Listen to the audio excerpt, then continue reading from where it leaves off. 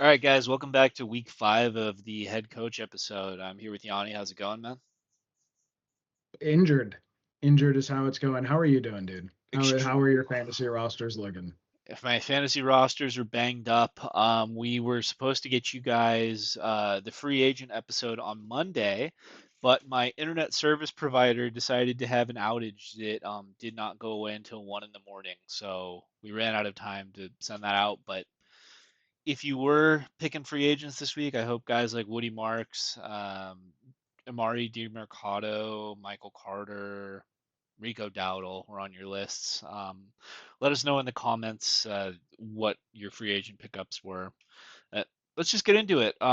We're finally to the bye weeks, so two less games this week, and it also means these episodes are going to be a little bit shorter, which is probably a good thing. It'll be a slightly less long feature-length film. This week, the Green Bay Packers, the Chicago Bears, the Pittsburgh Steelers, and the Atlanta Falcons are on bye. And we're starting this week on Thursday night with our San Francisco 49ers going to Levi's South to play Jimmy and the Rams. The 49ers have an implied team total of 19 points, and the Rams have an implied team total of 26 and a half points. For the Rams, for the Niners, our only start for you this week is CMC, and we're just going to sit absolutely everyone else because we're out of bodies. And for the Rams, we're going to start the usual suspects here: Puka Nakua, Kyron Williams, Devontae Adams, and Matt Stafford. And let's start on this 49ers side. So this week, Brock Purdy was ruled out. Jawan Jennings was ruled out. Ricky Pearsall was ruled out. Nick Bosa is out for the season. Malik Mustafa is still out. So the Niners are really rolling out their B team here. It's really, really bad. It's going to be Mac Jones throwing to Demarcus Robinson, Kendrick Bourne, Russell Marquez Val Gage, Marquez MVS. Valdez is playing. Yes, there's one other guy. But this is gonna Jake be, Tonges. yo, dude, don't you dare disrespect Tonjes. He's an elite athlete. But yeah, dude, it's gonna be bad. I think we can't put this game in the gambling show because it's the Thursday game. But I would be hammering the Rams here. The line actually opened up Niners 1.5 point dogs, and it's moved all the way to 7 with all of the injury news. It's bad. Really, the Niners are just trying to get through this week, survive, hopefully not have anyone else go on the IR or leave this one banged up. So we'll just take our CMC PPR scam and not bother with the rest of it because this Rams defense has been playing really really well this year. The defensive line with Jared Verse, um, Byron Young, Brandon Fisk, they've been really good. They've been really good at stopping the run. They've been really good at getting to the passer. The corners are a little bit small and not very good, but I don't think Mac Jones is going to be tearing it up with Kendrick Bourne here. So we're not going to chase those points. Then for the Rams, what a concentrated fantasy friendly offense, right? Puka Nakua right now is on pace for like 2,100 yards, 175 grabs, in like 4 touchdowns or whatever. Right now he's pacing to beat Calvin Johnson by like 200 yards for the career like receiving yards on the season. But an absolute smash. I think he's in the conversation right now for the number one overall fantasy asset rest of the season. It's just entirely reliant on Matt Stafford staying healthy here. Devontae Adams, we were saying this in the offseason. I think this rings true. He's a red zone threat, especially on this team. I think he's live for double digit touchdowns on the season. The Niners still have Diamador Lenore. He's going to be out there. So I would expect Lenore to probably line up on Devontae a lot because he doesn't move around as much. But I think his chances of getting in the end zone are pretty good here. Kyron Williams, he's down to like a 65 or 70% snap share, but I'm not that concerned about it. It's a Sean McVay offense. It pays to be the running back in this offense. Whether or not you're an elite athlete or not, they're squeezing as much fantasy value as they can out of there. I like him as like a high end RB2 this week. Then Matt Stafford. This is a function of football being a complementary sport, right? I don't think the Niners are going to be able to do much defensively here, or offensively here in this one. So I would expect a bunch of 3-and-out drives, a bunch of punting, and the Rams like they don't always like they aren't like the Lions. They aren't the type of team that usually blows you out by like 40 points or whatever, right? When it's a total mismatch. But they're going to be getting the ball an awful lot in this one here. I think Stafford is worthy of of a spot start if you need it, right? If you're like Yanni and you have a bunch of Lamar Jackson rosters that are going to need a replacement, I think Stafford is fine. What do you think, man? Are you excited for this game? Nope. No, I'm not. I have to give my 49ers Hub game preview, and I became the game review guy, which means I have to watch every play and take notes and actually do like a synthesized whole play by play what happened that week. So I have to pay an excruciating amount of detail to every play of this game. It's going to be horrific. I think it's going to be like a 15 to 20 point blowout. I don't have anything to add to it. It's just going to be bad. If the Niners We'll pull see this if, one out of their ass, like, can we start getting back on the Kyle Shanahan's like a top three coach in the league conversations? If oh, I mean, they go into the Rams' house with Mac Jones and a bunch of nobodies, a bunch of Walmart cashiers out wide, and they can like scrape out a win 3-0 in the division. I mean, this is for first place in the NFC West. Like, I think it's clearly the Rams here, but the Niners have a puncher's chance, I guess. yeah, the only interesting thing I'm going to watch this game is standout rookie Upton Stout is going to get the Puka Nakua matchup in the slot all week. And Upton Stout has been a little animal so far in the slot. He should have had an interception last week. That's actually moderately interesting, but that's like the only thing that's going to be interesting. I don't expect much here. I think Puka has like 8 inches on him, doesn't he? No, it's Total yeah, size mismatch, but Stout's a yeah, dog. I like him. yeah. It's just interesting. That's all. Yeah. I'm not saying it's going to be successful. That's a really good way to summarize this Niner season, by the way. It's interesting, but probably not going to be successful. Vikings going to the Browns. I believe this is the early European game. Where is it? Is this one in London? I think this one is in London. Yeah. Okay. Vikings with a projected total of 19.5. They've already been there 2 weeks too, which is a pretty big edge. Doesn't look like JJ McCarthy is going to go. Looks like we're getting another week of Wentz. The Browns on the other side are going to be debuting rookie Dylan Gabriel. For the Vikings, Denzel Ward is probably going to shadow Justin Jefferson. So that actually is a pretty nice spot for Addison. If you have Addison like on your flex bubble most weeks, I would try to get him in there. Justin Jefferson, you're never going to sit. Just be aware, like Denzel Ward's been a really hard matchup, and Justin's kind of having a down year. Had his best game of the season last week, and we all know what he is as a player. But this is another pretty tough spot, man. You have, I believe, how many linemen did they lose last week? Three O linemen during the game last week. I don't know how many they returned for this week, but if you go down missing 2 to 3 O linemen against the Cleveland Browns, like, dude, that is Cleveland may be a joke in some ways, but where they're certainly not is with their defensive line. I don't know, man. And then you have Carson Wentz back there, which we are benching Carson Wentz. We did not put it on there. Hawkinson is like a tricky decision. You're probably starting him because of the injuries at tight end. I don't know why. I guess I forgot to add his name on there. And then Jordan Mason, like, had a really good first week starting. Didn't have such a great week last week. They had that other kid. Ooh, what's his name? The receiving back that went off and got the touchdown. People were adding him in Xavier fantasy this Scott. week too. Scott, yeah. Yeah. So they have that guy actually looks like a pretty competent pass catcher. So he was eating into Mason's reps, and they were using him in the red zone a little bit. I don't know. Does that mean Mason's a bench? Absolutely not. But against one of the best rushing defenses in the sport, he's going to have the game script. They're going to keep feeding him. They have to. He may well be their most effective way to move the ball at points in this game. But I would temper expectations. Like I don't know exactly what you're going to get out of him this week. Probably not a spike week. And for the Browns, the big Q. The big Q was floating somewhere in my like running back 14 rest of season, maybe running back 15. He's like a fringe RB1. I think he's pretty much going to move up to an RB1 for rest of the season. But in any case, once you're a top 15 guy, you are a locked and loaded weekly starter. You would have to have an incredibly loaded roster to be looking at benching someone like Quentin the rest of the year, Quinshon Judkins. Just tremendous, dude. This guy graded out like from a physicality and a production standpoint, he graded out like similarly to Ezekiel Elliott. There was not a massive gap there. He was just splitting reps with Travion Henderson, like a really competitive backfield. But oh man, just everything you were hoping to see out of him. They are giving him true workhorse work. And with Dylan Gabriel, like I don't think they want him to drop back against Brian Flores and pass 30 times a game. So I expect his rush volume to go up here. Yeah, just a tremendous spot for him. we are going to sit the rest of the Browns. Jerry Jeudy has not been good this year. David Njoku has not been good this year. Harold Fannin Jr. has been good when he's gotten the ball, but he's not getting the ball consistently enough to be locked and loaded in your lineup. I actually went around on a few rosters where I had like that floating last spot on your roster. You have your 5 running backs, 5 receivers, maybe you're rotating out your defense or tight end or whatever. And rosters where I did not need to pick up someone off waivers this week, I stashed Bond in a few places. He had almost a 60% snap share last week and looked pretty good. A lot of people thought he was like a legitimate talent. He just fell for off the field issues. I don't know. I was telling Ted this before the game. Like, is there some chance that they want to work in the rookies and really lay the groundwork for next year? Does David Njoku maybe get traded? Would someone call about Jerry Jeudy? I don't know. They just extended him. That seems less likely. But in any case, Tillman went down with a hamstring injury. So I would say I want to be holding these young guys here. I probably don't want to cut David Njoku yet either. I saw him cut from like 5 out of 12 of the free Tendies fantasy leagues. That feels a little early.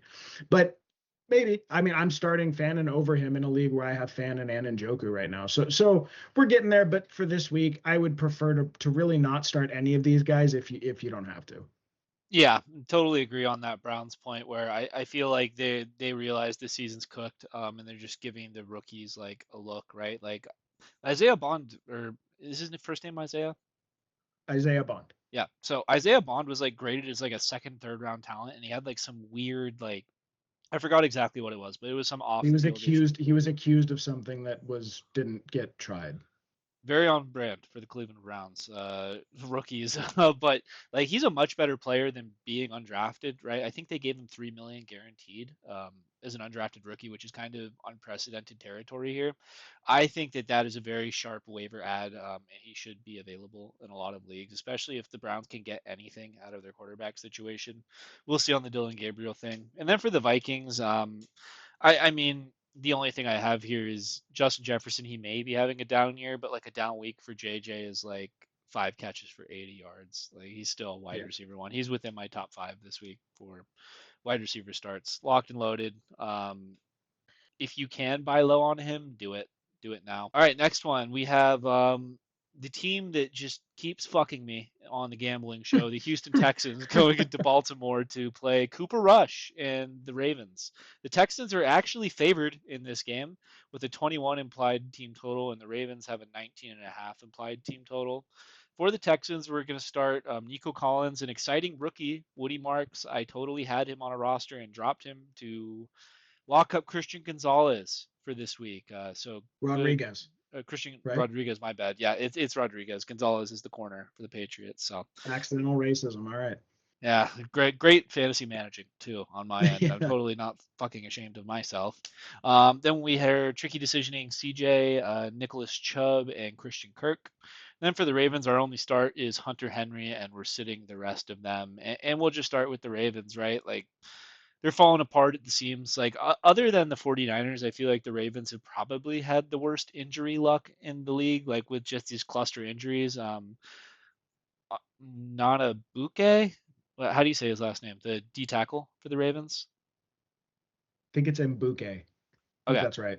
something like that. Well, anyways, the Ravens star defensive tackle has officially been ruled out for the year with a neck injury. The entire D line is on the injury report. You have Lamar that just went down. This thing's falling apart at the seams.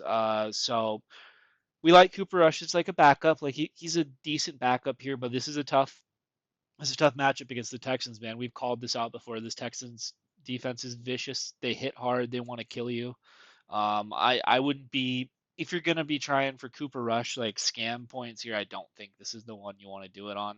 And we're to me, Henry is like a low end RB1 in this one. He's not even like top 5 for me. I think that we have to put this on the radar that when the Ravens are trailing in games, Henry gets like game scripted out of it. We haven't seen that very much with Derrick Henry in Baltimore because they're usually pretty good in winning in games and they just kind of lean on you with the run game and Henry pops up off those long plays. He has like the most explosive rushes in the league, I think. Like he is very dependent on those big giant rush plays. But I believe Justice Hill had like 65% of the snaps in the game last week against the Chiefs where they were trailing. If the Ravens get down big here and they have to pass to catch up, I think Derrick Henry might be on the sidelines for like a lot more of this game than fantasy managers would like. We're still calling him to start here because I think the Ravens would really need to get behind big here to like just try and go away from the run game. But I just want to say that that's on the board now and something to watch for. Then for the Texans, their offense has been bad most of the year, but it looks like this is a great spot for them. This Ravens team defense is just so injured, and they've been terrible this year. They killed me. They killed me last week. I bet on them against the Chiefs. I said this defensive thing is greatly exaggerated. The Chiefs put up over 30, which they never do anymore. It's trouble, boys. But that being said, it's a good bounce back spot for your Texans guys. So Nico Collins here, we like him as a start. The issue was always kind of with the rest of the offense and CJ being able to get him the ball. I think that this is as good of a matchup as it gets for Nico. And then Woody Marks, man, exciting player last week. I'm sure a lot of you fab dumped to get him on your rosters. If you didn't, you probably don't have him. You could be like our friend Yanni here and start him last week and capitalize on the 26 pointer. I know that we've been hearing backfield takeover talk for Woody Marks, and I get it. It's an exciting story. He looks way better than Nick Chubb. Like, it's not even close to me. I'm just going to temper expectations here. I think it's probably like 60-40 Woody Marks here, and I think that role is going to grow as the season goes on. Like, I think they're slowly going to keep giving him more and more and more like they have been the past month. That being said, though, like we were saying about this Texans offense, they just need someone else, right? They need someone else other than Nico Collins to make plays. Hey, they might have found someone in Woody Marks, man. It's on the board that he's just better than Joe Mixon at this point in time. So we're going to start him here in a very good matchup. And then we're going to tricky decision CJ, Chubb, and Christian Kirk because this Ravens defense is so bad, right? Like CJ has been bad most of the year, but I think you can take a shot here. Like in Superflex, if you're doing a DFS roster, maybe this is a good consideration. Nick Chubb, just 40% of the work. I think he's live to fall in the end zone. And then Christian Kirk, I mean, I feel like him and Jaden Higgins like are basically the same kind of dart throw where it's like hopefully one of them gets more involved and gets more targets. We prefer Kirk a little bit more in this specific spot, but we think there's more value to be extracted here from the other Texans guys as well because it's just such a good matchup defensively for them. What do you think, Yanni? How gutted are you that you're getting no Lamar on like 10 rosters? Oh, not 10, but five. And all five of them were either first place in their league or first place in scoring in the league or like 10 points from first place in scoring in the league. I was rolling, dude. I was in fantasy league heaven this year. I was counting my money. It was so amazing for a minute. And it's all over. At least until week 8.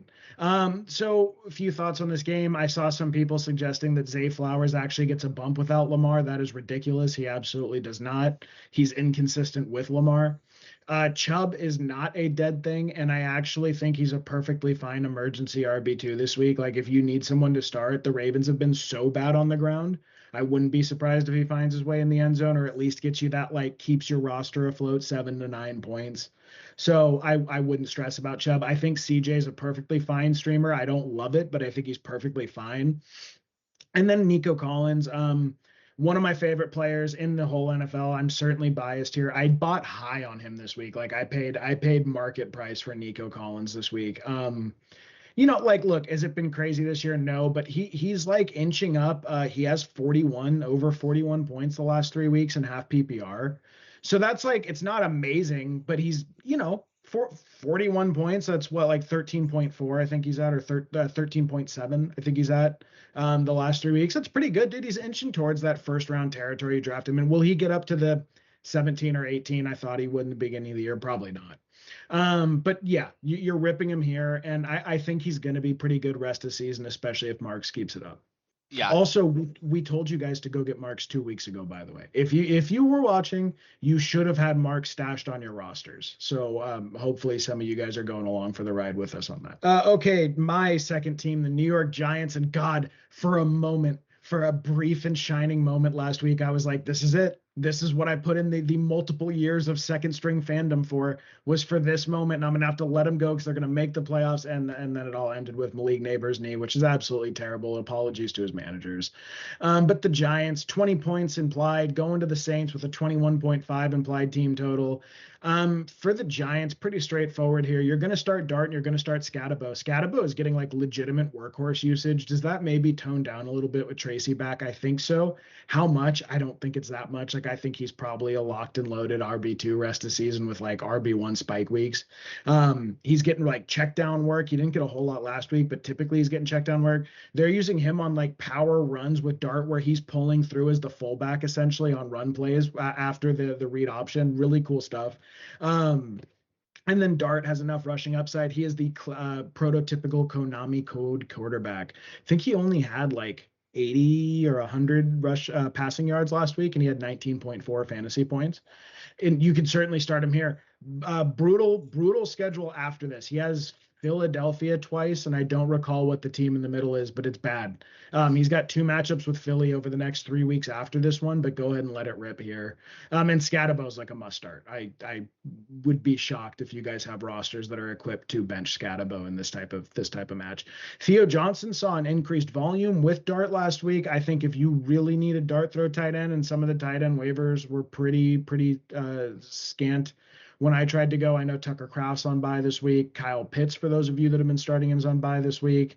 If you need it, fair enough.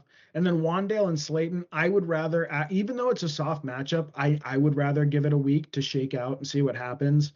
I have a roster where literally the entire bench, from where my defense begins to where my IR is full of injured players, and I had to pick up Slayton, and I'm going to stream him as a flex this week. I would prefer to start Wandale. It's a soft defense, and Dart looks competent, but his passing didn't really look NFL ready yet, or at least he wasn't doing it. He looks more inclined to run right now, so I don't know if like I'm thrilled with either of those. But like I think there's going to be rosters where you have to. Ted, what was the hilarious the two flex league? What did you say you're rolling out there? So I have one league that my first 2 round draft picks were CeeDee Lamb and Malik Neighbors. Obviously they're out. I think I had Tyrone Tracy in that league. I have Tucker Kraft on bye, so I have 2 flex positions, and I am rolling out Malik Washington and Amari DiMercado is my two There we flexes with go. Jackson Dart is my quarterback too. And it is only week 5. So Yeah. like, look, if you guys are facing decisions like that, sure, let Slayton rip, let Wandale rip. Speaking of hilarious shit, if Terry McLaurin does not go this week, I don't think he's going to go this week. I may be flexing Kendry Miller against the New York Giants, coming off of his 12.6 point performance against the Bills. He actually looked pretty good. So he's a sort of tricky decision for us this week because the Giants are so soft on run D. And to me, there's enough smoke here around the Saints. So the rumor is that they're trying to trade Kamara and that they don't want him to get hurt beforehand, and that they're trying to see if Kendry Miller can shoulder a load on his own if they need him for the rest of the season. So his snap count's been really going up. I think he had 11 or 12 touches last week and looked pretty good. He looked pretty good with the work. And I know this has sort of been a multi-year storyline. Like I have off and on. I mean, me and Ted have had discussions on this show about Kendry Miller multiple times. He's just been this weird infatuation of the fantasy community, and maybe this is just another iteration of that, and we're all delusional, and they're not moving Kamara. I don't know. It looks to me like Kamara's losing significant work. He's not getting the passing down work that he's used to seeing. His production's dropping off, and there are some running back needy contenders. Like, could you imagine if he goes to the Chiefs, right? So I've been prospecting on that a little bit this week. I actually think if you flex him, he should get 10 to 12 touches, and with a real chance to go in the end zone against that Giants team that just got eaten alive by Amari and Hampton. I believe they're the third or second most fantasy points allowed to halfback this year. You're going to start Olave. Olave got his first touchdown of the year last week. I don't know if it was his first, but he got a touchdown last week. I think it was his first. He's been seeing like consistent target volume of like 8 to 15 targets a game. Just ridiculous. Is he like a massive ceiling guy? No, perfectly healthy flex. And then Kamara, we are going to start because of the matchup. But if he doesn't go off this week, they're either holding him back. He's either injured, and they're not saying. They're holding him back for a trade, or he's washed. He didn't look washed to me. Something weird is going I on don't with the think he's Kamara washed. thing. I'm gonna go ahead and No. like go on record. He's not washed. So what do you why do you think his usage has been dropping off so much then? Is it just the new coaching staff, or they what?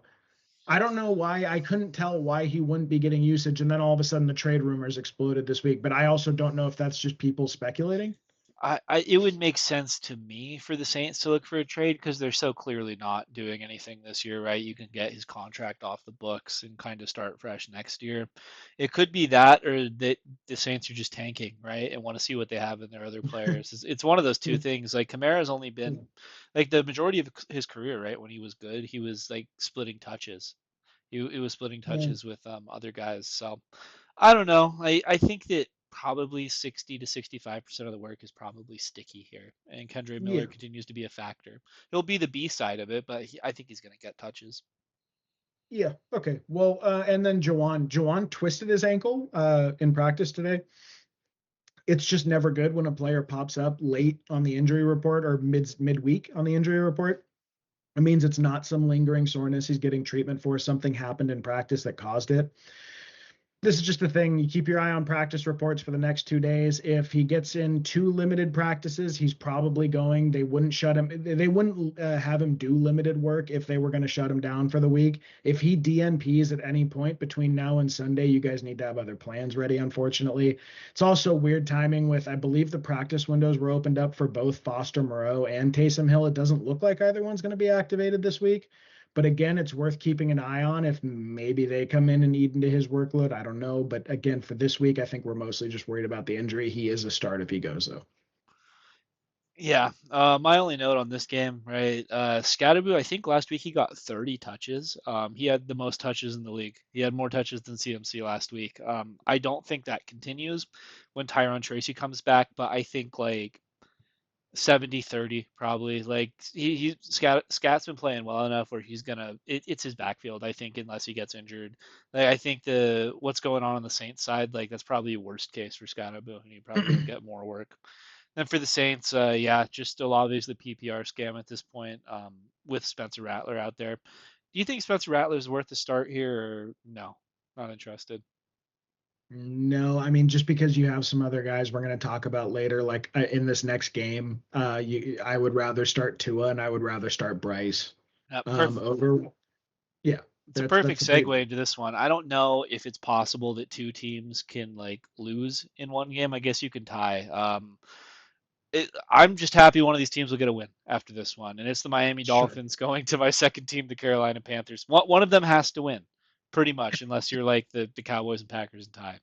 Or The someone Dolphins. dies on the field.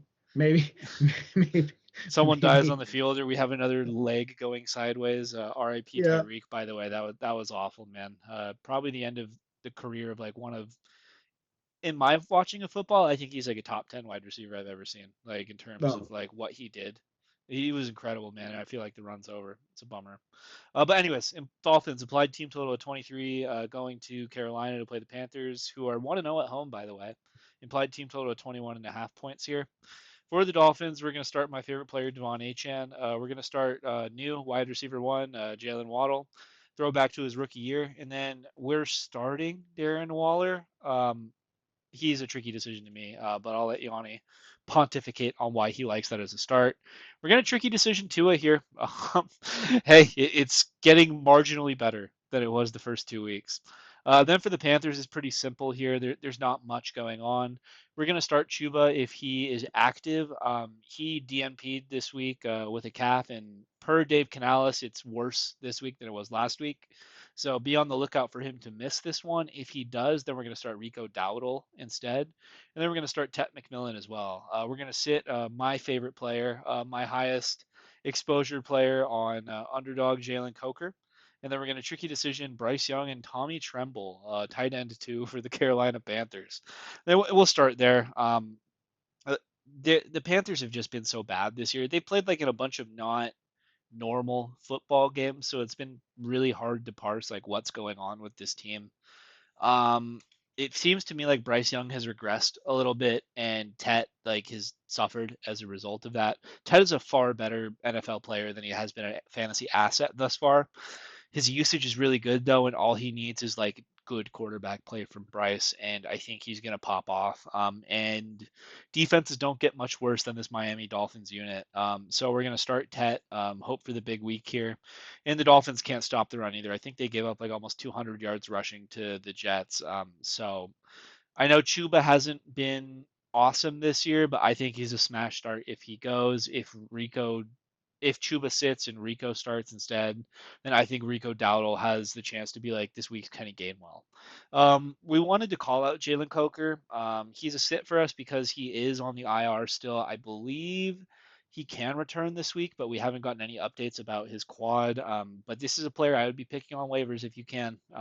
It looks like when he gets back, especially since they traded Adam Thielen, he's going to slide into the Adam Thielen role. He has been pretty effective in his time so far in Carolina and the limited time he has had. I think he's definitely a better player than God Xavier Legette. He's definitely better than Xavier Legette to me, and I think that if Bryce Young can get it going, that Jalen Coker will be flexible at points this year.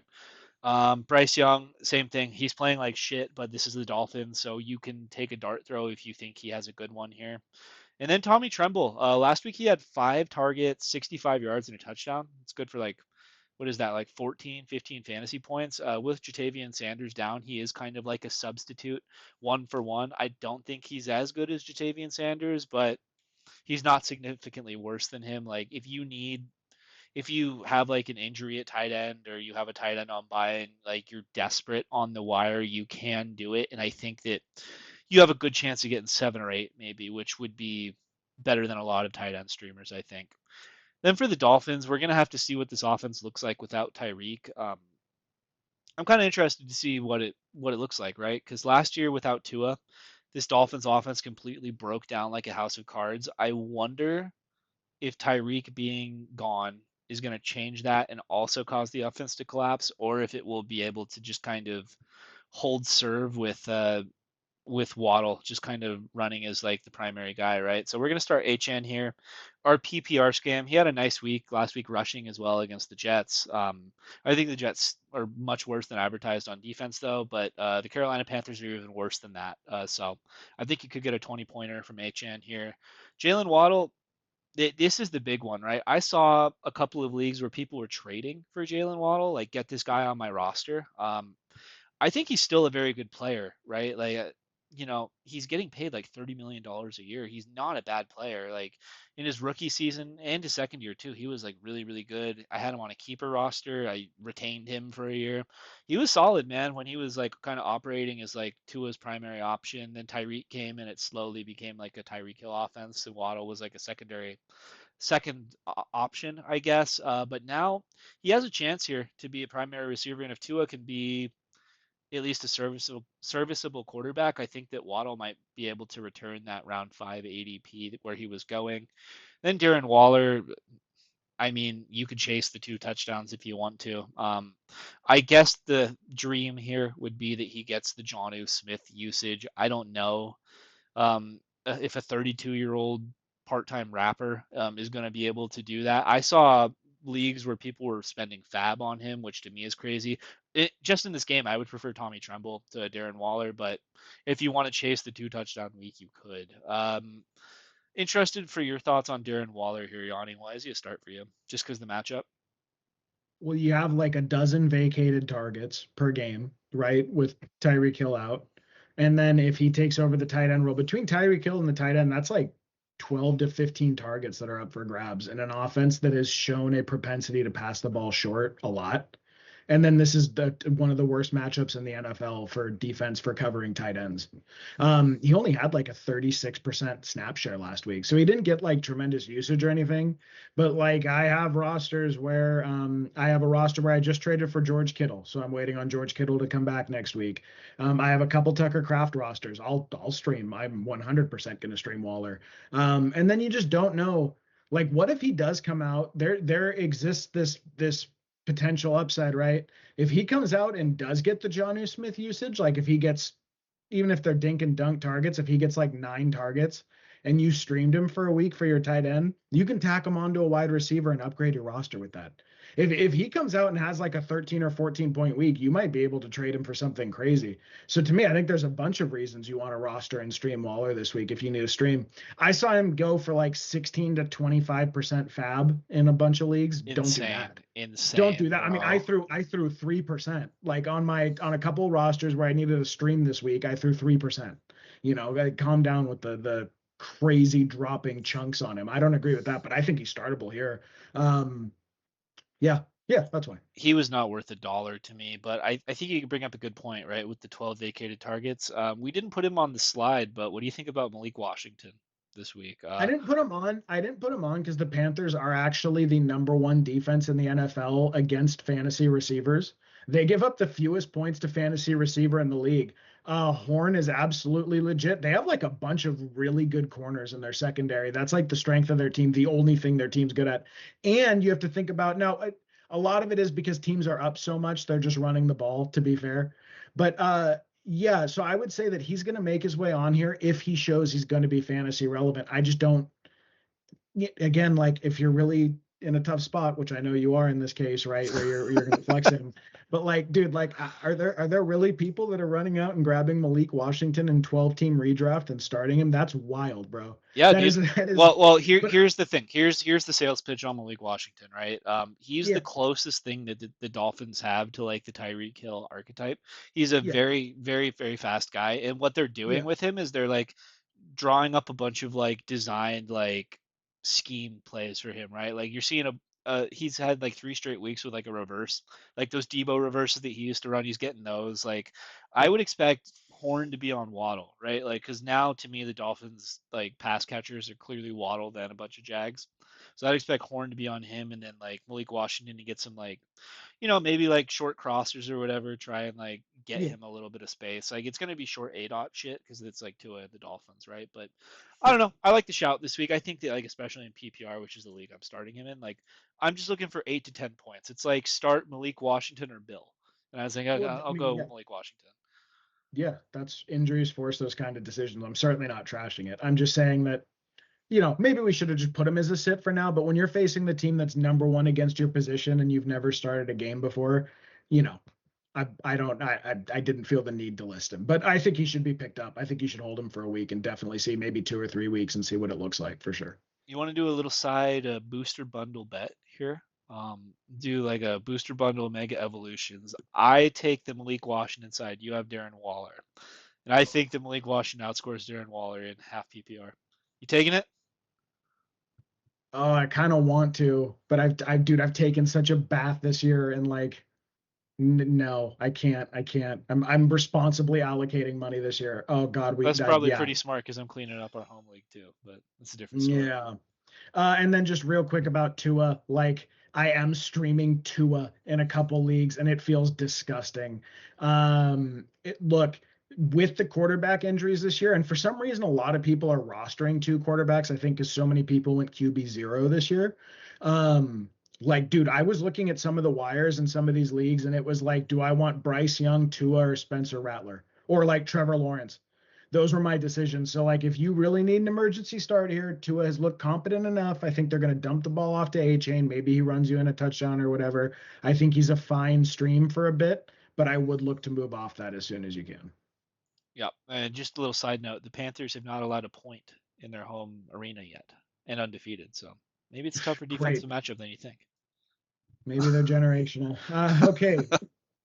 Raiders at the Colts. Raiders with a 20.5 point implied team total. Colts with a 27 point implied team total at home. I thought the Colts looked tremendous against the Rams, man. Like the Rams, to me, Ted will not agree with this, I don't think, but to me, the Rams were a Super Bowl contender. Like I said last year, they were a Super Bowl contender. They came within 15 yards of beating the Eagles at home in a snowstorm, right? And then I came into this year thinking they are like either 1A or 1B in the race for the NFC. Like, I think very highly of that team. To go in there and go toe to toe with them to the extent that the Colts did last week, I thought was a really, really impressive testament to just how good the Colts are. Like, to me, that's a legitimate thing, man. That, like, I'm treating them like they're a legitimately good franchise. I don't know if Vegas giving them 27 against the Raiders necessarily means that. I think a lot of teams are going to be projected really high against the Raiders, but like, that's some serious respect. They're top 3 on the week for implied team total. For the Raiders, they just lost their fantastic left tackle. I believe Colton Miller is his first name. Yep, high ankle, high ankle. Yep. Well, no, high ankle and hairline fracture, 10 to 12 weeks. Oh my God. So it's high ankle for Joe Alt. He had the hairline fracture in the high ankle. And when you looked at Genty's breakout game last week, every single big run was off the left side off Colton Miller. Every single one. So I think it's devastating as far as like Genty drafters. I think like the NFL community in general, but specifically the fantasy community, and this may be my own bias, right? I played offensive line in high school. That was my position. I sat there with those big fatties lifting weights all day. Like, I have a soft spot for alignment. I came back to my high school, and for 4 years I coached offensive line, where we had like a couple ex NFL guys, and I got in there and coached the Frosh O-line guys. That was one of my favorite things to do. I love good offensive line play, specifically good left tackle play, and I don't think people understand how vital it is to have a performing left tackle, dude. Is like one of the 3 or 4 most important things in the entire NFL to roll out there on a week in and week out basis. When you lose that guy, and when you're already a shaky unit, it's really serious. I think things are really serious for the Raiders rushing game. Now, do they eventually capitulate and like start dumping the ball off short? Kind of what you've seen the Chargers do with Omarion Hampton or the Texans do with Woody Marks. I think eventually you're going to see Genty's target share go up, and that's going to be how they work around the situation. But I think there's going to be this weird period where Genty, he was already getting hit in the backfield on over 100% of his yards were coming after contact. He was getting hit for negative yards behind the play more often than he was getting hit for 0 or positive yards. Like, but when making first contact with the defense, it's a mess, but I think you have to keep starting him. I'm really bummed. I'm really bummed that he finally has this breakout game and then this happens. Bowers, we got an injury update this week. They said that the brace is going to stay on for another week or 2 as a precautionary measure, which to me was Pete Carroll saying his injury is finally done. It's a 4 to 6 week injury on the high end, 2 to 3 weeks on the low end. It's now been 3 weeks of him looking a little gimpy out there with the big brace. I feel like we're finally at the end where we're going to see real full run Brock Bowers that I don't think we've seen since week 1, where he went for 100 yards and a half. Keep holding him if he's on your rosters. I've saw some like this week, and I understand we just need things to talk about, but people were talking about like him being one of the biggest busts of the year. It's not a bust. He just got hurt. That's all that happened, was he got injured. He is not one of the biggest busts of the year. So you're going to start Genty. You're going to start Bowers. You're going to start Myers. Really good matchup for Myers. I know he's been a little down lately because Geno hasn't been playing great. Geno's a perfectly fine streamer too. Colton Miller's out, so it's a little rough, but I probably do prefer Geno to Tua or Bryce Young if you're looking in that range of guys, because, again, these were the choices that were on a lot of my wires. I probably would prefer Geno here. They should have to pass a lot. I know he's been throwing picks, but, like, I would roll Geno as an emergency start if you need it. For the Colts, you're starting everyone. You're starting probably the number 2 most valuable asset in fantasy, or number 3. He's right there. Jonathan Taylor's just been absolutely going off this year. Danny Dimes is a great start this week against the Raiders. Like, I would force him into your lineups if you have to. I'd rather start him over like bigger names like Baker Mayfield. Give me Danny Dimes there. I know like Caleb's on bye. Brock Purdy just got ruled out. If you guys have 2 QB rosters, work Danny Dimes in there. And then Pittman is the wide receiver 1 for this offense. Like, there is no discussion to me between like the Pittman or Downs or Adonai Mitchell. To me, Pittman's like close to a weekly starter. You don't have to every week, but when you have a good matchup like this, you absolutely smash it. I understand he's probably your wide receiver 4 or 5, so maybe you have better options, but I love starting Pittman. I've been doing so with confidence all year on a bunch of rosters I drafted him in, and it's been getting me there. And then Warren, absolute breakout. He had a rushing touchdown last week. They were running him, I think it was Wildcat. I don't know if he got under center. I don't think it was a tush push. I think he was like a Wildcat quarterback. I don't remember seeing. I don't recall the play exactly. I wish I did. My most drafted tight end in Underdog, and I believe he's my most rostered tight end in redraft too. I look, you feel great every week starting him. He's a rookie and just absolutely dominating. You're never taking him out of your lineup. But yeah, feel really good about your Colts rest of the season. Don't go and sell him. Like I'm not. I was kind of offering Pittman around the last few weeks, trying to get off him, or like even Warren to see if I could get up to like a Brock Bear. I think I'm just kind of happy sitting on those assets and taking the win. Ted, there was an interesting conversation on, I believe it was the fantasy footballers this week. Would you right now trade Warren for Bowers 1-for-1? I think I still would. I So think I still would, but it's it's so funny close. because I was about to ask you the same thing. I was watching that today. So what do you I think? absolutely would without a doubt. I'm still of the opinion Brock Bowers is the best tight end in football, and he's gonna be the best tight end for fantasy when he gets that stupid brace off. So like, I would honestly do Warren and a piece for Bowers. If you can afford it, right? Like, I mean, I wouldn't blame you for taking your Warren points either. Like, it's safe points. I think that if you're going for Bowers there, you're just shooting for like mega upside. Versus what So you know, Warren's averaging like 15 points a game though at the tight end yeah, position. He's like the tight end three, I believe, on the year. yeah. He's just locked in, just stapled into your lineup until further notice.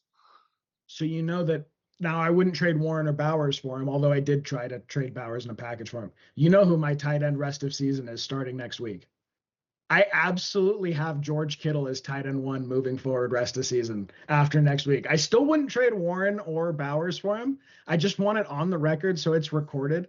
I think George Kittle is tight end one rest of season once he gets off his injury, but that's a conversation for another podcast. Like if George Kittle played all year, I think that he was live for double digit touchdowns.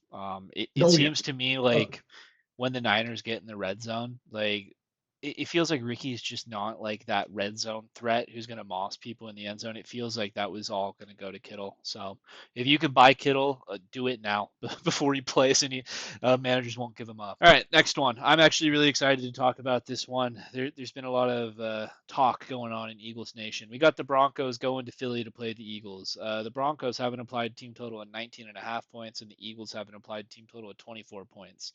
For the Broncos, we have no straight up starts for you. We have Bo Nix and Cortland Sutton as tricky decisions. And then I think you could also like put the other wide receivers as tricky decisions too, like a Marvin Mims or a Troy Franklin, but they're closer to sits for us. It's really those two, Bo Nix and Cortland Sutton, that we want to highlight. No interest in the running backs this week, Dobbins or Harvey, because this Eagles defense is nasty. On the other side, this hurts me as an AJ Brown manager. It really, really does. I have 40% roster exposure in redraft to him.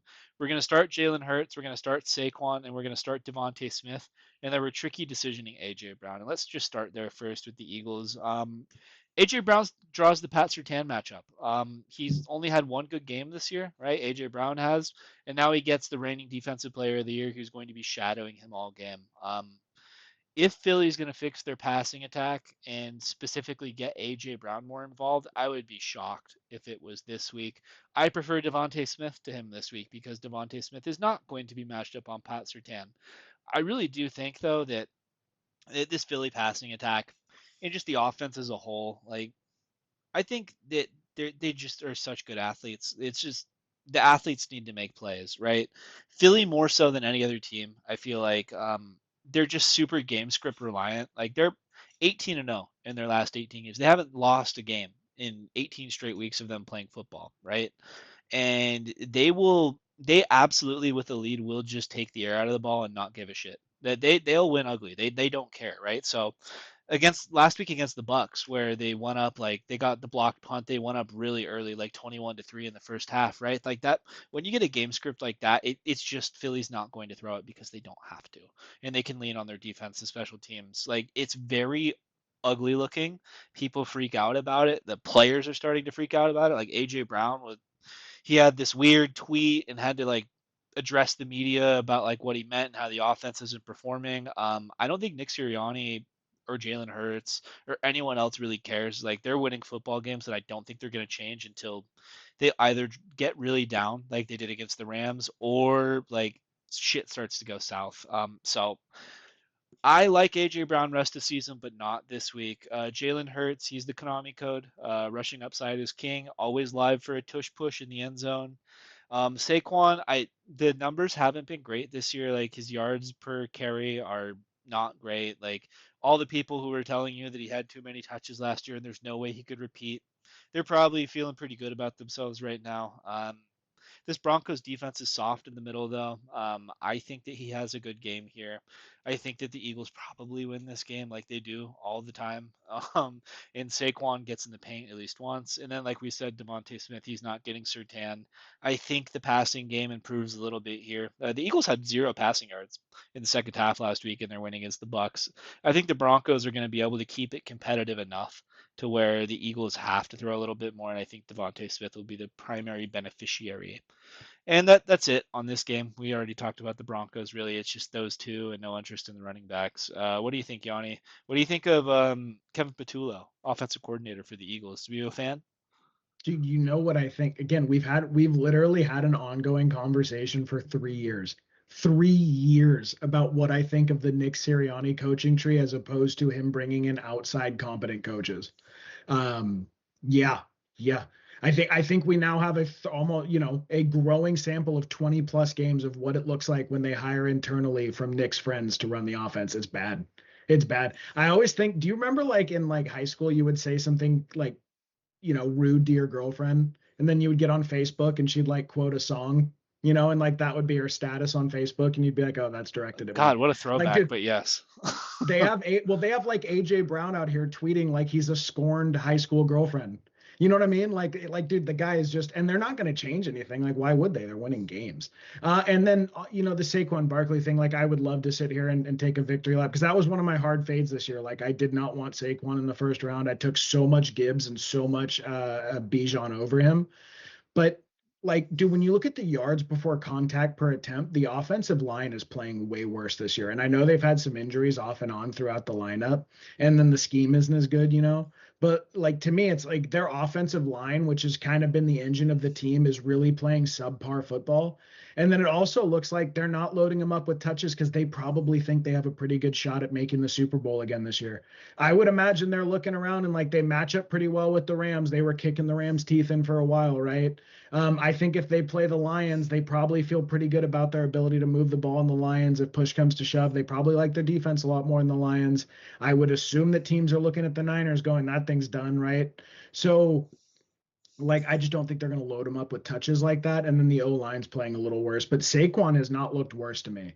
So again, as much as like you'll see those victory laps and as much as I would like to take one, it doesn't really look to me like his body's breaking down. It looks to me like there are systemic issues around the team and the offense.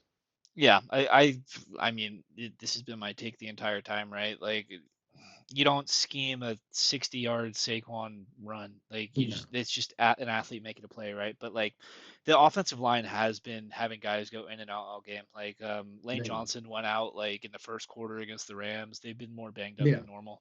I think this is a Yeah. good get right spot for Philly here. I think that the offense is going to look a lot better, other than AJ Brown, who may send out another Yeah. scorned girlfriend tweet.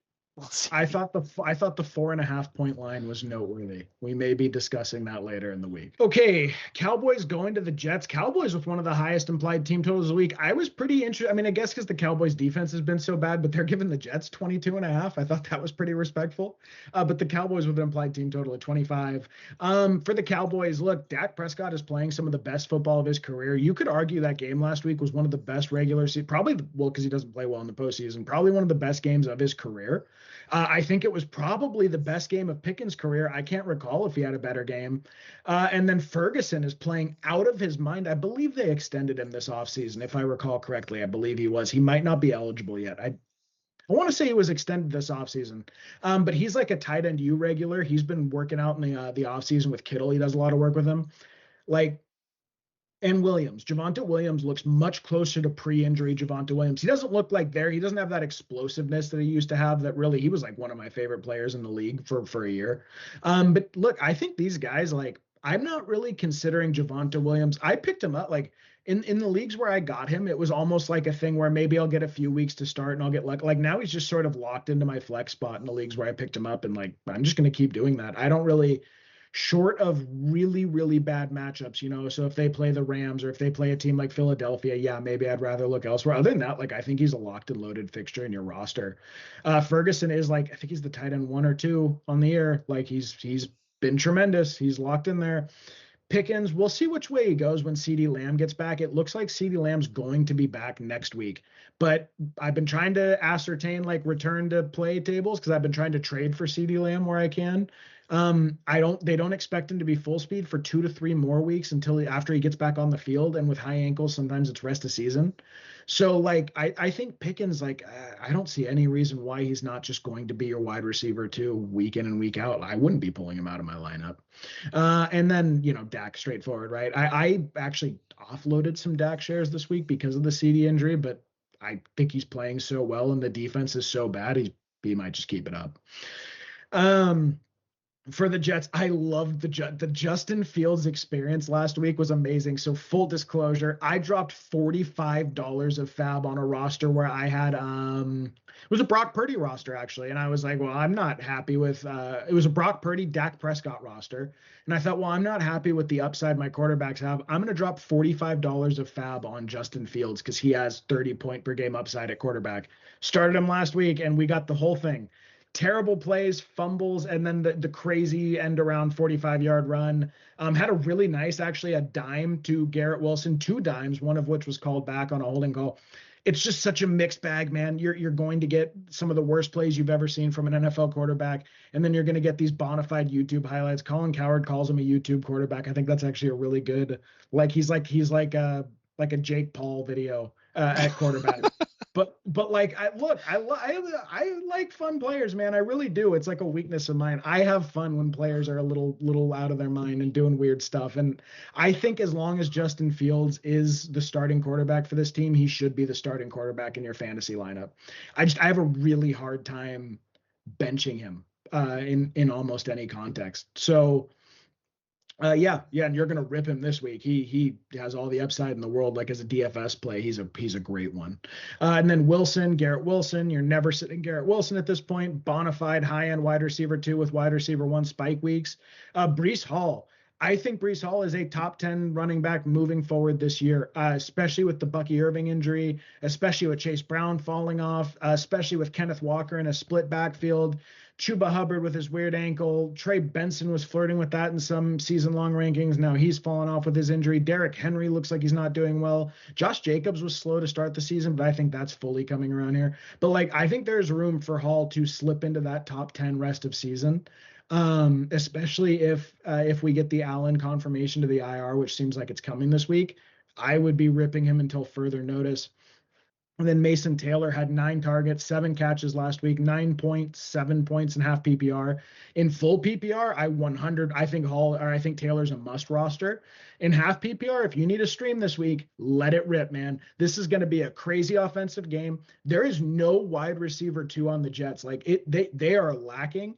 And Justin Fields looked more than happy. I watched that game pretty closely. I have heavy Jets bags, right? So look, I think Mason Taylor is a great stash for your tight end needy teams, and I think he's a great streamer this week.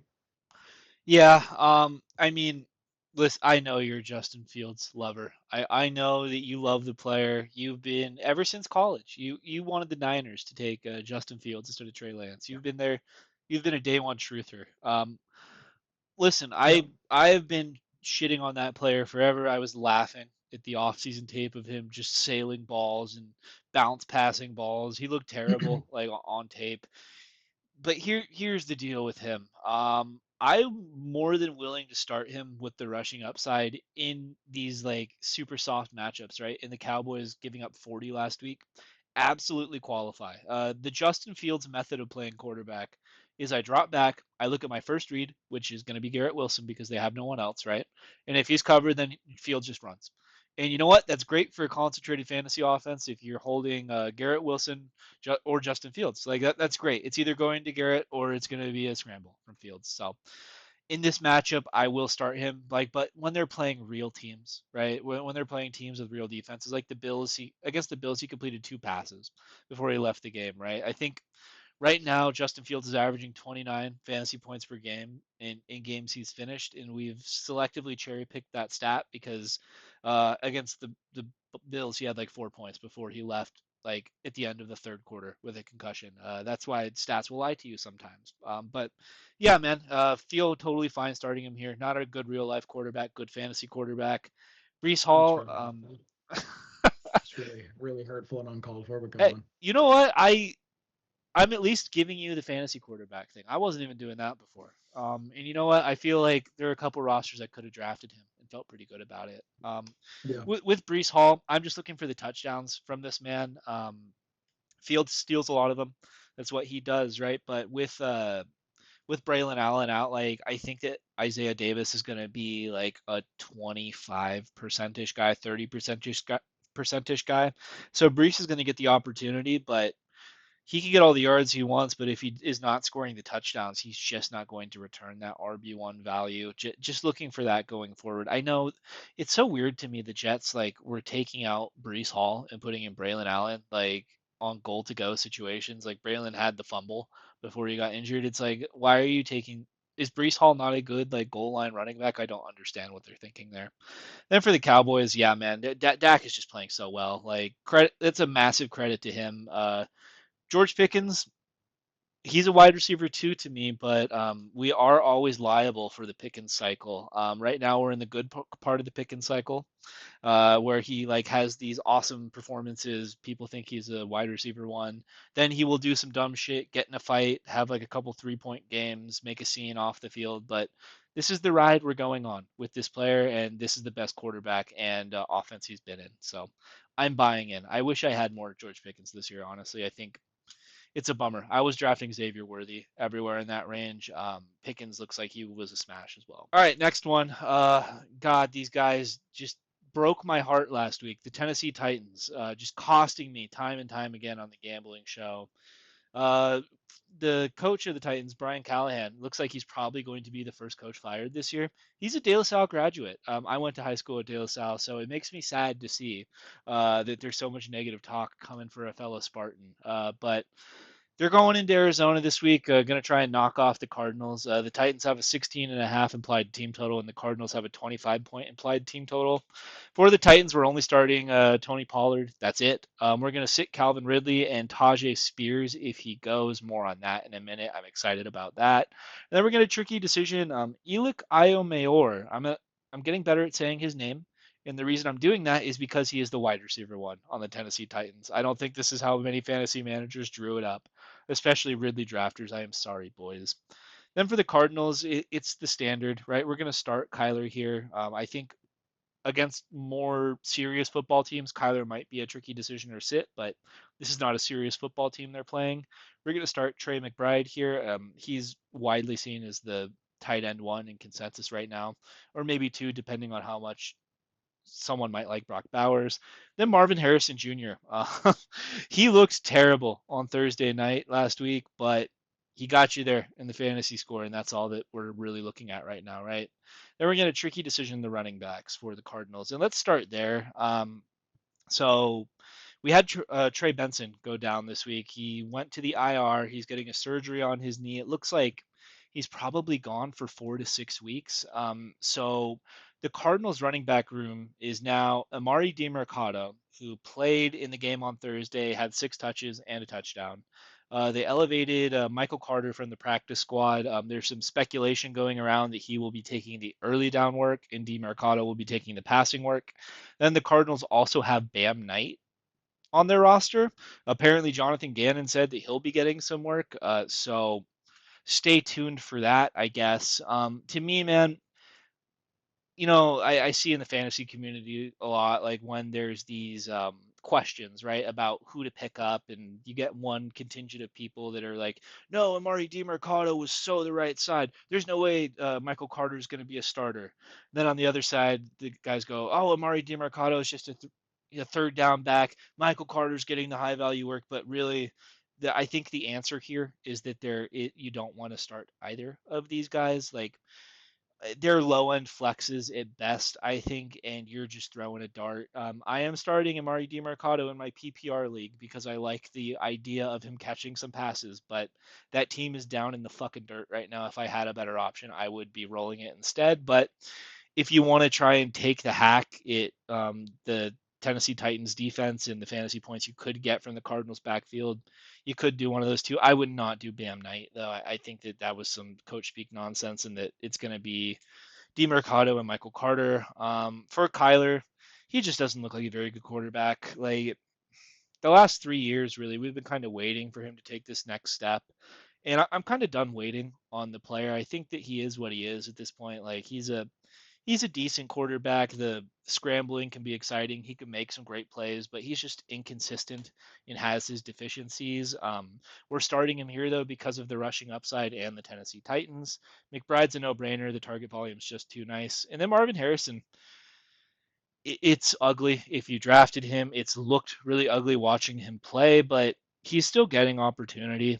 He had that drop pass against the Niners where he could have taken it to the house. If he did, he would have had a huge fantasy week. Last week, he had one of the worst first halves of football I've ever seen a player have. He pretty much single-handedly caused the two Kyler interceptions, which is incredible for a wide receiver to do.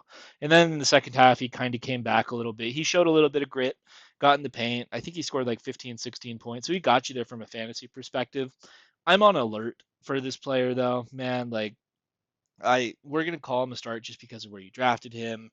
He's a relevant member of the offense, but I would be selling him high. That's something we told you to sell high on a couple weeks ago when we actually got the front office episode out. I'd be getting out of the Marvin Harrison business while you still can. And then on the Titans side, in the words of Cam Ward, they're ass. They're just ass. It's really bad. Their defense kind of kept them in the game against the Texans for the first half. They missed 2 field goals. It was like pacing to be a 6-6 ball game. But like I said earlier, man, football is a complementary game. And when you get absolutely nothing from your offense, drive after drive after drive, like the defense just breaks down. I don't expect a much better performance here. Pollard to me is just a volume play at this point. He's good for his 20 to 24 touches, and he probably gets like 80 yards with it, doesn't get a touchdown, and you leave okay, right? Like he's a decent RB2. Calvin Ridley, I think he might just suck at football. Are you out of the Calvin Ridley business, Yanni? Well, it's hard because he's been injured for 2 weeks. Like he's been off and on the injury report. He's back on there right now, and his snap share dipped like 40% last week. So I don't know, is that injury or is that they're really shifting to Io Mayor as their lead guy? I'm not sure. I wouldn't be surprised to see a team make a call on him at the deadline. Dude, we haven't seen good Calvin Ridley since he came back from his suspension. Man, like he just Well, he hasn't didn't. been the same player Well, ever. yeah, well, he has like streaks, you know. Like last year, he had like a 6 game stretch where he looked really good. With the Jags, he had like a 6 game stretch where he looked really good. I think I don't know what it is, dude. I think there's something mentally with him because I think physically he's a good enough player. But I mean, for this year, like I'm holding him. I'm not dropping him yet, but I don't know what we're really hoping for there. It's Like close. I would It's prefer close I to a would prefer drop for me personally. I'm done. yeah I'm pretty much done with this player. Like if you can trade him, I would try and do that if you can. yeah I would prefer Io Mayor rest of season for sure. Man, that hurts for like that fifth round ADP. Tajay Spears, he is designated to return from injured reserve this week. He got in a limited practice today. He looked pretty nice out there with his Guardian cap. I would expect he does not go this week. But keep your eye out. Like if this Titans team like continues to have no juice whatsoever, like Pollard hasn't looked good to me at all, really. He's just kind of had volume. I would expect Spears to get in here and start taking some of that work. And if he looks good, he might be able to take over.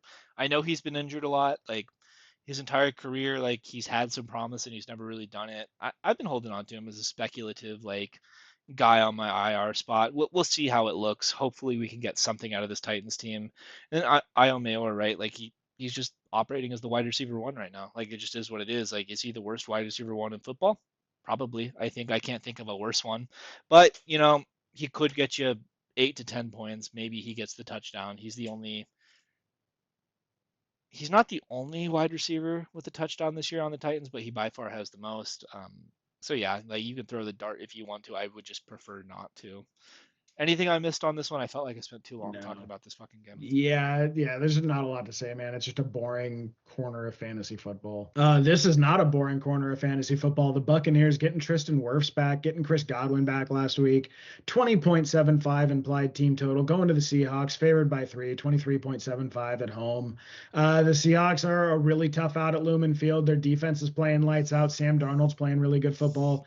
It's a tall task, and Baker's been popping up with an ankle injury. I think it's a really tall task, and Bucky Irving's out this week almost certainly.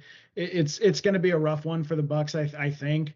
But Baker's such a gamer, like I don't even know if it matters. He just goes out there and slings the ball. It's really it's we'll see. We'll see how it goes. Buccaneers fans, you might be in for a rough one. But look, we're still going to start Baker if he goes again with all the quarterback injuries, with the total dearth of anything on the waiver wire. Like I think a lot of people have to start Baker. I know our very own Theodore in a league we're both in did a great job. He went and picked up Baker, fell all the way to the 9th, and then he went and picked up Drake May in like the 10th or 11th. If you have something like that, I would probably be starting May over him. But I think for most rosters, Baker's just a start every week. Rachaad White. Rachaad White is absolutely a start this week with Bucky Irving out. He's actually looked damn good at football. I think I think he's a great start this week. I would rip him. If you got him off waivers or if you've been holding him on your bench, I would absolutely start him. Speculatively hold Sean Tucker this week. He's not on here because he's not a fantasy relevant asset yet. He is my most drafted running back on Underdog. I was like just smashing him in round 18 over and over and over. I actually think he's a better player than Rachaad White. He's not better in the receiving game, but as a runner, I think so. Curious to see how this split shakes out, but I do want to be holding Sean Tucker, but don't start him this week. And then Egbuka, playing in his hometown of Seattle, said he bought a whole section for his family. I've been seeing some weird, it's like it's just a conversation we have, I think, because we're all bored about, his per route separation metrics and his yards per route run have actually not been great. And if he didn't catch that touchdown last week, he's really profiled more like a low end wide receiver too, not a high. I don't know what to say. Again, and I'm into that stuff. Like I'm actually very pro. I like all the weird analytics. Let's look under the hood of football and what's going on stuff. But I think there are times when people try to construct this argument with abstract statistics and say that really it shows this player is not as good as you think. When you kind of just watch the game and go, I'm pretty sure Egbuka is a fantastic football player, you can kind of disregard that. It's an interesting conversation. It's one you're going to see on Twitter probably for the next few weeks. I'm just starting him until further notice. I'm going to keep starting him when Mike Evans is back. Does it maybe get a little crowded with Godwin, Evans, and Egbuka there because Godwin got 10 targets his first game back? That's sort of interesting. I'm kind of curious to see where that might shake out. But again, that's a conversation for buy, sell, trade. For this week, you're ripping him. Sort of tricky decision on Godwin. Like I said, he did get 10 targets last week, didn't produce a whole lot with it. Baker missed him wide open in the end zone on one of the routes that they normally connect on. Do they have better chemistry this week? Does he get back up to full speed? I don't know. He looked a lot better than I thought he would look for his first week back. I was shocked that he commanded 10 targets. He dropped a few passes, so I think he's a little rusty. But like that type of usage off the rip was not at all what I was expecting from him, and I would have been drafting a lot more of Chris Godwin had I known that that was what we were looking at. So to me, I think very bullish if you're a Godwin owner. If you need an emergency start this week, go ahead and plug him in. He's perfectly reasonable to me, but this is a tough Seattle defense. And then for the Seahawks, Darnold and JSN. Darnold is one of my favorite streamers this week that I was trying desperately to get where I could, but he is rostered actually in most leagues right now, which was pretty surprising to me. But absolutely fantastic quarterback stream if you need it. Should be a high enough scoring game that he has to keep passing. He's been really efficient, gives you a little bit of rushing upside. I love Darnold this week. I would start him with full confidence. JSN, we're never not starting him. JSN's an absolute freaking monster. He's one of the best pure route runners in the sport of football. Rack, all of it. Great hands. JSN's an incredible football player. You're never sitting him. And then I guess sort of the surprising one here, because Walker is currently the RB12 in points per game on the season. Charbonnet's had touchdowns in 2 of the 3 games he's played so far this year. Probably should have had another touchdown last week if JSN doesn't get called for the holding. But I don't know if this is a very attackable matchup. Like if you have other choices, I would be going to those other choices for this week. I'm trying to think, do I have any choices on Kenneth Walker? I don't believe so. I think I am ripping him, but I'm ripping because I have to at my running back 2 spot. But yeah, like I don't know if I'm expecting the biggest week, and like with Charbonnet, this is a really tough rushing defense. Like I don't know if they're going to get down in the 5 and they're going to try 2 or 3 runs with him. And he is currently in what was the stat? I believe it's in terms of yards per carry. I think he was out of with running backs with a qualified number. I forget what the number of carries was. He was right in front of Chase Brown after last week for the second to last worst yards per carry in the NFL. He has a 10% worse rate of getting stuffed at the line of scrimmage or losing yards on runs than Kenneth Walker does. Kenneth Walker has outscored him head and shoulders in every game they've played this year together. Well, in the totality Not of every last game. week or week No, one. no, not last week. In totality, in the total of the year, he's been a fundamentally different fantasy asset. No, he's I not. don't. No, no, What? he hasn't. He's been a little bit more explosive. I will go down with the shit, man. Like I think so. Well, ECR wait. has Ken Walker is the fantasy What are running their back point? 14 this week, Am I wrong and about what are their point totals for this year? well, he popped. Ken Walker popped off in like week 2 and week 3 when Sharp wasn't playing, right? Like Yeah. Sharp hasn't had his own game. Like when you take Yeah. total points like Okay. that, like when they're both on the field, like the point I was trying to make is this week ECR has Ken Walker as the RB 14, I think, right? And they have Charbonnet Yeah. as the RB 26. There is not 12 spots of difference between these two players. There's not. Okay. Like that's just way too exaggerated. I think it is 55-45 at the most for Ken Walker, and Charbonnet is getting the red zone work. Charbonnet is getting the higher value touches. Like Ken Yeah. Walker's more live to like break off like a long run, I guess, but Yeah. they're very close. I'm glad you at least put them both Okay. in tricky decision. I guarantee So you there's going to be a bunch of people that are flexing or starting Ken Walker this week, and they're going to be yeah. shocked when they get their 4 pointer. I mean, what happened? Yeah. So he has 65% more points when they've played together this year. And he's outscored him in 24 out of 26 games they've played together in total. But yeah, you're And right. he's He been has not. outscored by Charbonnet in 2 out of 3 games they played together this year. Yes. Yeah. But in fantasy points in the games they've played, he's at 65% more points in games they're in together, and he's over double the points for the season. Look, it's an interesting. I'm not saying that's an interesting thing. I actually am not saying that that's wrong. I would rather not roll Walker this week. Um, but again, I'll still call the guy that's outscored him, 24 out of 26 games and is over double the points for the year and over 65% of the points when they played together. I will still call that a fundamentally different fantasy asset. Okay. But yeah, like yeah, more than double the points is a lot of points. Yeah, and he Um, scored less than him in double the weeks. So we yeah, yeah, he looked good against the yeah. Steelers, and he did good against the Saints. Like, dude, there's so much up in the air with this Seahawks thing, and there are so many people that are taking hard stances. I'm taking the aggressive sharp stance. Right? I don't even think it's an aggressive sharp stance, like because he hasn't been good this year. I don't think, right? Like he's gotten in the end No, zone he's a been couple one of the times. worst running backs in the league on a per touch basis. Hmm. He just keeps falling in the end zone. I wonder why the Um, Seahawks keep giving him the ball. Then it's kind of weird. well, because I think he is probably a little bit better as a power runner. Like I probably would feed him the ball on like the 1 to 3 yard line. I don't. To me, he's like a bigger guy, but he gets stuffed at a higher rate and he loses yards at a much higher rate for both, and he has a way lower explosiveness rate. So I don't know. It's hard to say. Definitely less Um, explosive. That's for sure. Like Ken Walker is much more yeah, alive to take like a 50-yarder to the house. yeah. Well, and he actually gets stuffed at or behind the line of scrimmage at he's at 33% to Kenneth Walker's 20%. So he's actually worse in like short yardage too. But I don't know. I would probably keep feeding him. Um, but yeah, either way, like as long as he's getting goal line work, Kenneth Walker is not a true RB1. And as long as he's getting goal line work, he is a like you plug him in your lineup. If he gets in the end zone, he's gotten you, what did he have, like 11.7 last week and 10 point something the week before. Like 10 points for a running back you got in the 10th or 11th round. Like that's a good pick. And he has outscored Kenneth Walker in 2 of the games they've played this year. Um, yeah, I think that's fine. But this week, I No, don't want. I actually should look at my Kenneth Walker and see, am I starting him over? I was gonna start Trey Benson over him, but then I traded Trey Benson. So yeah, I'm starting Egbuka over Kenneth Walker oh on yeah, this that's roster, not close to me. and then I'm starting Trey McMillan or Tet McMillan over Kenneth Walker. I'm trying to think of So like the most offensive like actual start I would do over Ken Walker. Um, None of them really come to mind. Like if it was the same week, I would start Jalen Warren over Ken Walker, like all things equal.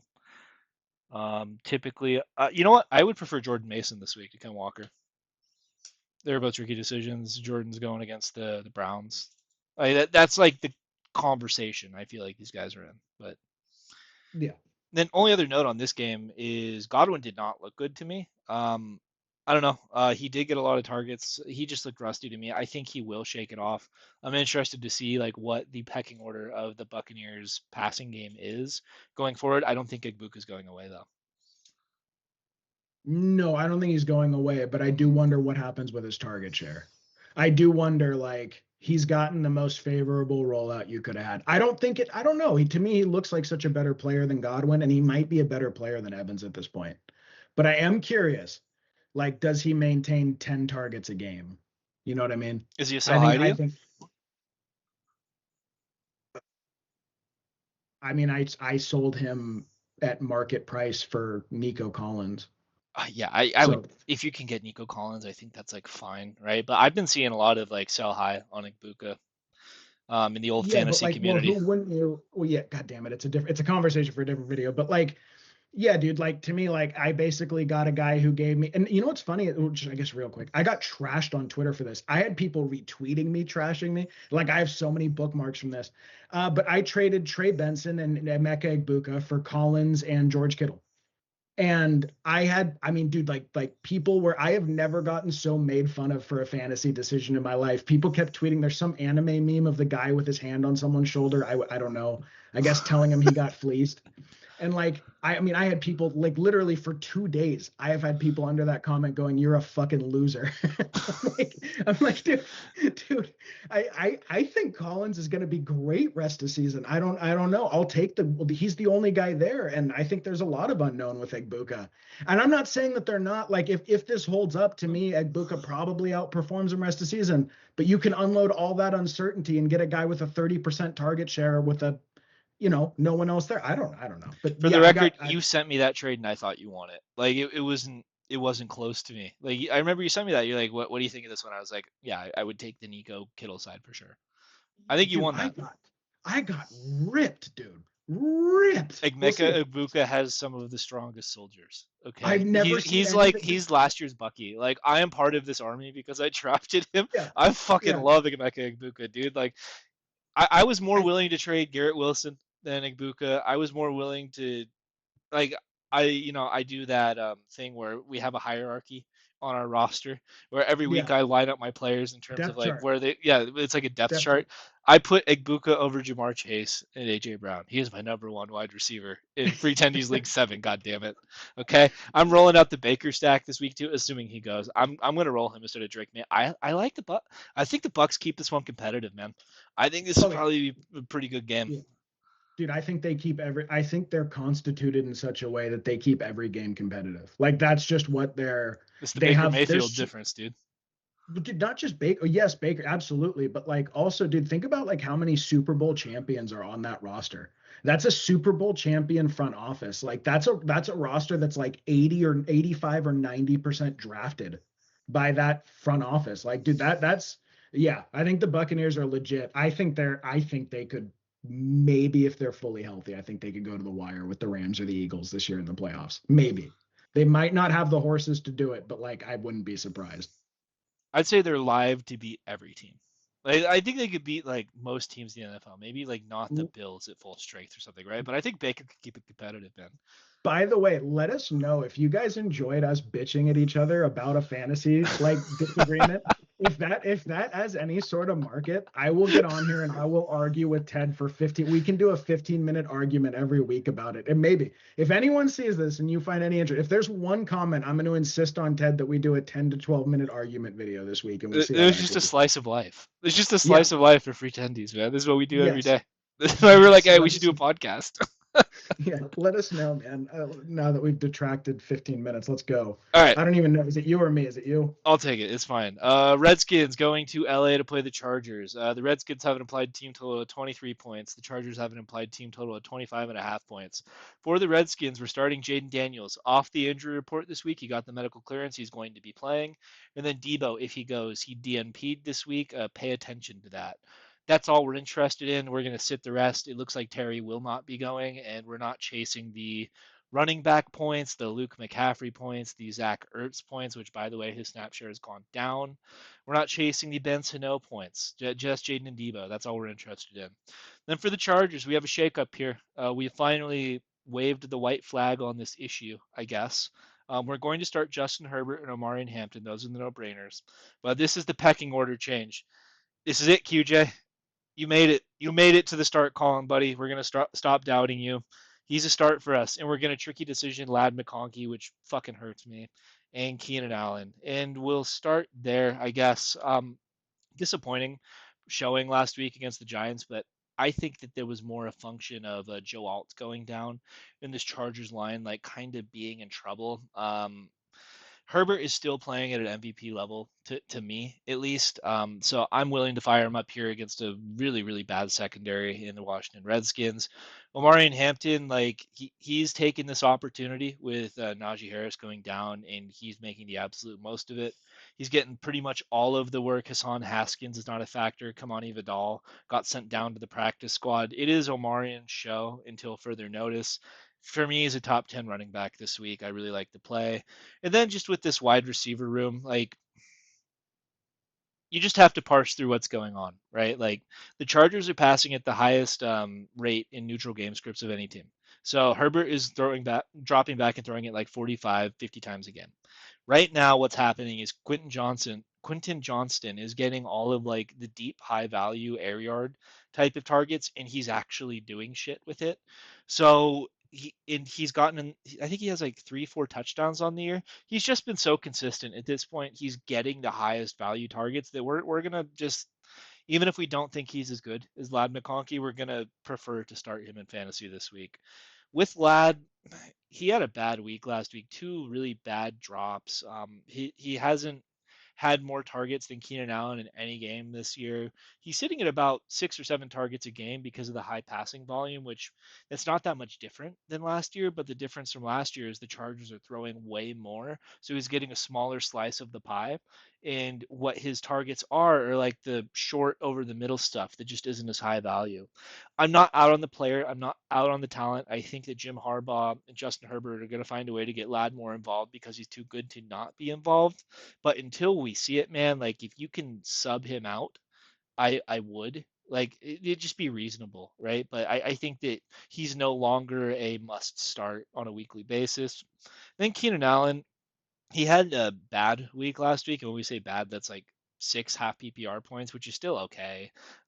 He just has been super involved in the offense.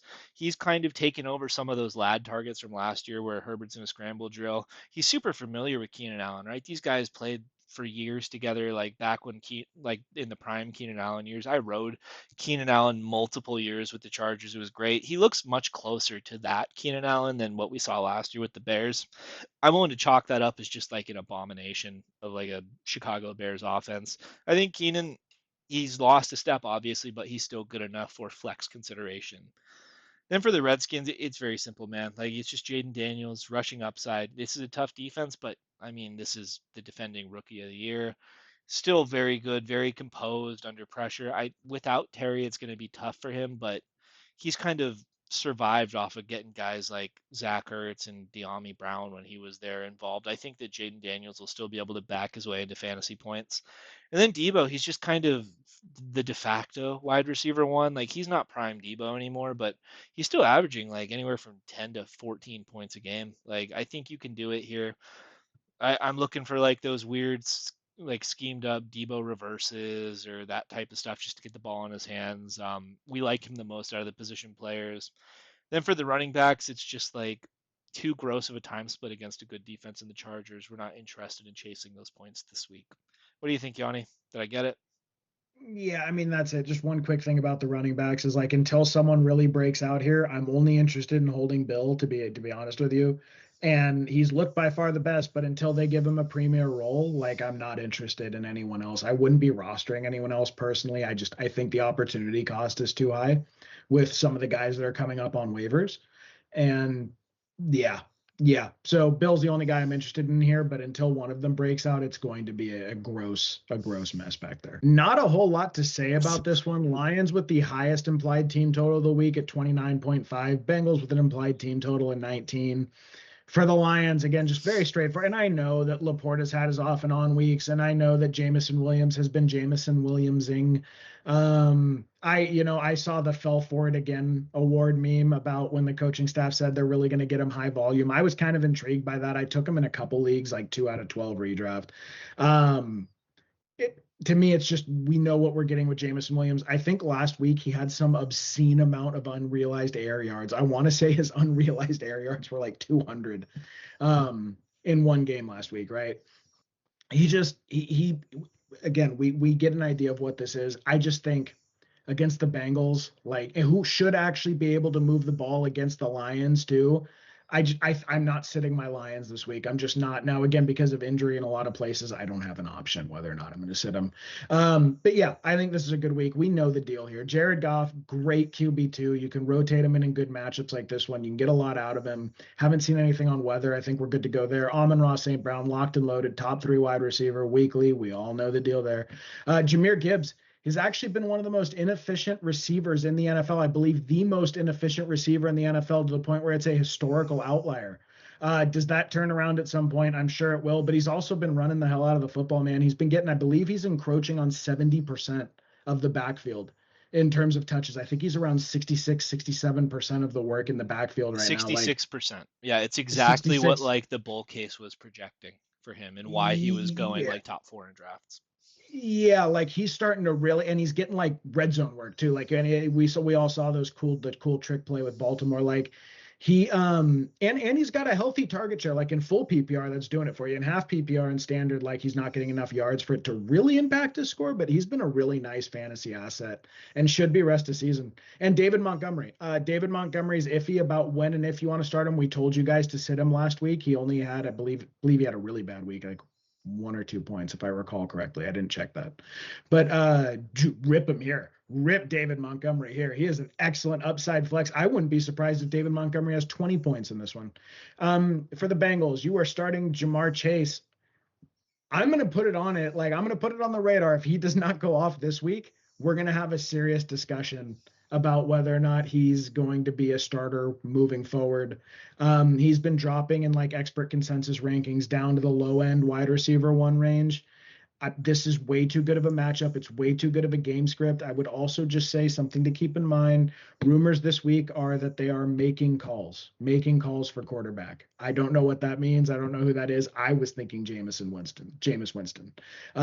But apparently the Bengals are not happy that they're paying $70 million a year for Higgins and Chase and getting what they're getting out of him. So maybe hope is coming. Or maybe Browning just finally turns it around. This is the matchup, though. If it does not hit here, full-blown panic about Jamar. I don't even know. Yeah, but I think I have a feeling he's going to go for like 25. This just feels like it, where he's going to break some runs. There's going to be the right script. Like, I think this will be his big redemption game. We're going to start him, but fingers crossed. Jake Browning, I mean, if you really need it, like if you really need an emergency start, I believe he's had 13 points combined his first 2 starts. In Burrow's stead, but this is again a great matchup. Like I would roll him. I would roll him if you need it in 2 QB leagues or something. If you're streaming, that's fine. Chase Brown, 4 yards of carry last week, 10 yards of reception. Yeah, it was really nice, man. I believe he had 8.6 and half PPR. I wonder how the guy who traded me ETN for him is feeling right now. I would not be feeling great if I were him. And I'm not feeling great on my Chase Brown rosters. 1 roster I have left with him. But you're going to keep starting him. He's getting enough volume in full PPR. He hopefully catches 2 or 3 balls.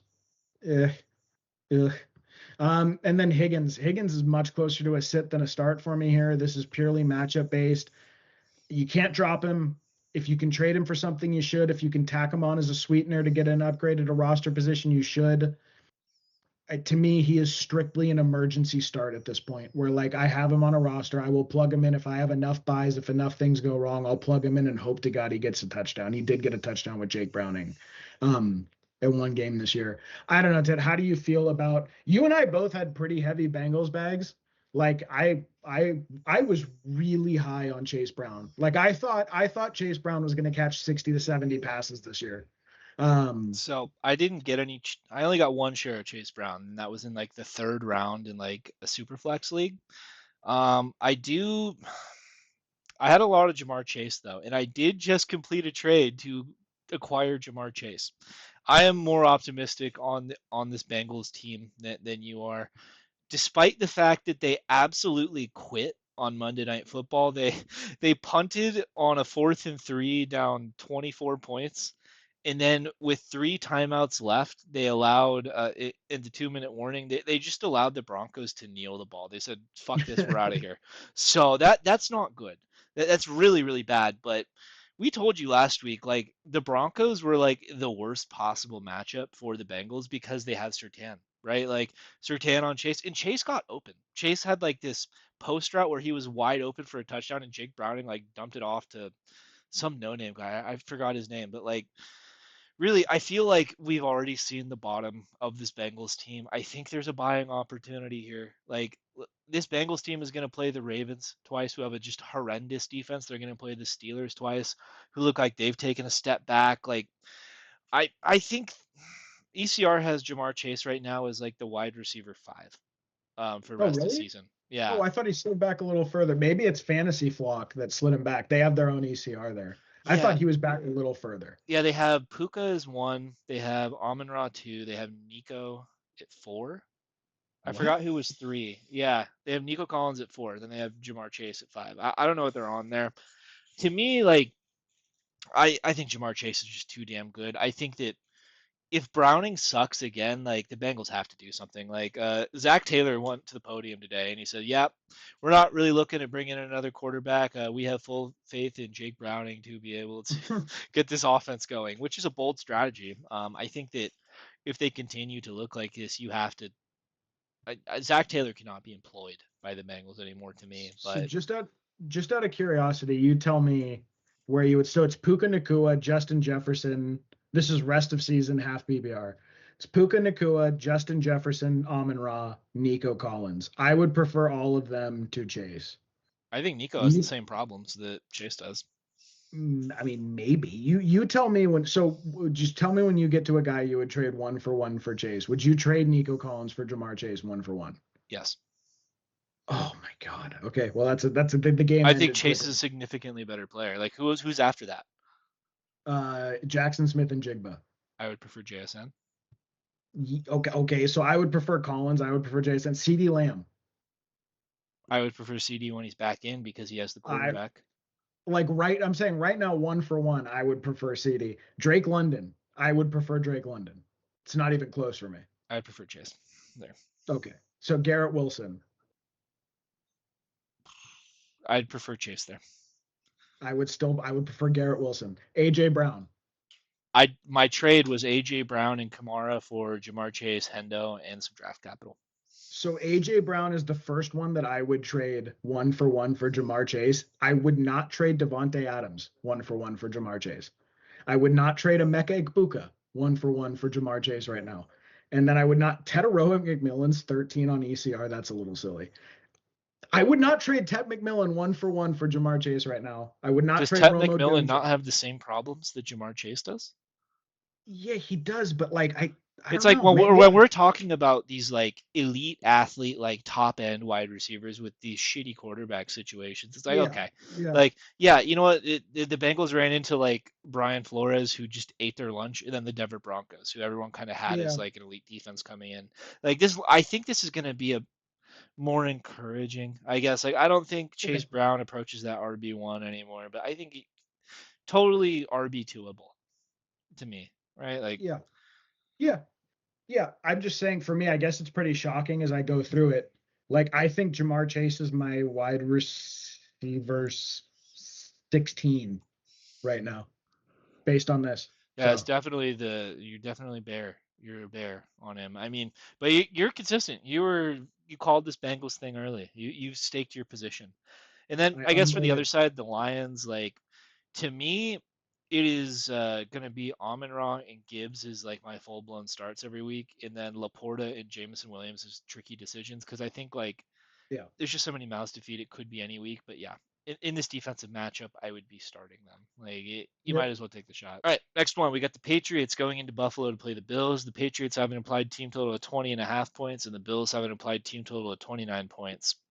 For the Patriots, we're going to start Stephon Diggs, my guy. We're going to start Drake May, and we're going to start Hunter Henry. And then we're going to tricky decision Hendo and Ramondre. Then for the Bills, we're going to start Josh Allen, James Cook, Dalton Kincaid, and Khalil Shakir. And we're going to tricky decision Keon Coleman. And we'll start with the Bills first. I feel like this team is probably looking the best in the AFC to me right now. Josh Allen is a no-brainer, easy quarterback one rest of the season. James Cook, he's had an absolutely amazing season. Everyone projected his efficiency metrics and touchdown percentage to drop off. He's just retained that while also gaining additional snaps. I think that this time next year he will have been a first round draft pick. I really think so. In this offense, he just can't miss. Dalton Kincaid, this is more so because the tight end position is hard to find points in, right? I think Kincaid had 2 targets last week, but one of those was a touchdown. I think he's like the tight end 6 or 7 on the year in fantasy points. So he's been getting there. Like, it's just like the way the Bills run their tight ends is a rotation, right? They have Kincaid, they have Dawson Knox, and this blocking tight end Hawes, who's also involved. But Kincaid is like the best player out of them, right? And he's getting red zone looks. So low end tight end one for me. I think he's startable in this matchup against the Patriots. And then Khalil Shakir has gone over 15 PPR points the past 2 weeks. This is what we told you guys coming into the year. He was coming off a high ankle. Expect a slower start. Now he's had a couple weeks to kind of get healthy, and we're seeing those classic Khalil Shakir yak plays. He's looked pretty good. 2 touchdowns the last 2 weeks. I think that he is the wide receiver you would prefer to start in Buffalo until further notice. Then we're going to tricky decision Keon. He had the good week one, and then it's just kind of been blah the rest of the time. The Bills spread out their offense more than any other team, though. It's just like anyone could be getting it on any given week. You could start him here. I think he's going to get the Christian Gonzalez matchup, though, which is not a preferable one, but they also have been moving him into the slot. Maybe they do that to try and get him open. You could if you wanted to. I would prefer to sit him this week, though. Then for the Patriots, Diggs had the 100-yard game last week. The theory coming into this was they were going to kind of ease him in to the offense because he was coming off the ACL, new team, all that. I think he had his highest snap share of the year last week, went over 100. He didn't get a touchdown, but it feels like it probably will be him as the wide receiver one instead of Kayshon Boutte. I was a Boutte speculator for sure. I had the Boutte Warrior on my sleeper team. I feel like I have to drop him though. It's probably Diggs. Drake May is the only fantasy quarterback over the last 3 weeks to be over 20 fantasy points every single week. This is a tough matchup here. The Bills are specifically built to like compete with the Kansas City Chiefs. They're much better in the secondary than they are defending the run, and it's a tough matchup. But we're projecting a negative game script here. Drake May has been good. He makes mistakes. He'll throw interceptions. He'll have a couple fumbles. He'll get loose with the ball, but he's also been like throwing for a decent amount of yards. He's been throwing a decent amount of touchdowns. He's been too consistent. We're going to call him a start here. To me, he's more like a low end quarterback one. And then Hunter Henry, he's the fantasy tight end one on the year somehow. He has 3 touchdowns. For him, it's kind of like some weeks he'll like pop up in the box score a lot with like 8 or 9 targets, and other weeks he'll only get 2. Like last week he only got 2 targets, but one of those was a 35-yard touchdown. I feel like this is a good matchup here. I was looking at his box scores. It looks like he pops up more in these games where the Patriots are down and chasing a lead. We expect them to be doing that here. I like Hunter Henry's chances. He's still like a low end tight end one to me who just has the potential to get you 2 points and dud. But the body of his work has been good so far. We're going to call him a start here. Then with Hendo and Ramondre, it still looks like a three-headed backfield there. We were telling you to start Henderson last week. We thought the snap share would be larger than it was. Ramondre was still involved. Henderson looked better to me than the other 2 running backs by far. He was the one who got the touchdown. But Ramondre, he had a nice like yards per carry average. Like he looked decent. It looks like the Patriots aren't going to like just give it completely to Hendo. We prefer him here in this one, but like if you're desperate, like you have a run, like the running backs have just been going down like crazy. They've been dropping like flies. Like if you need a desperation one, you could do worse than Ramondre against a Bills team that has allowed a lot of yards on the ground to teams they've played. What do you think, Yanni? Am I missing anything?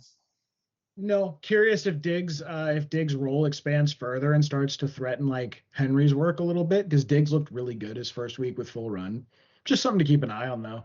Um, yeah, and dude, the Henderson takeover has to be coming. I'm wondering if it's this week. He already had like 11.6 to Ramondre's like 3 or 4 last week, so we'll I, see. I Keep just an eye on shift it. I just shipped off Kamara for him. So, and actually that's a Bucky roster where I have to start him this week.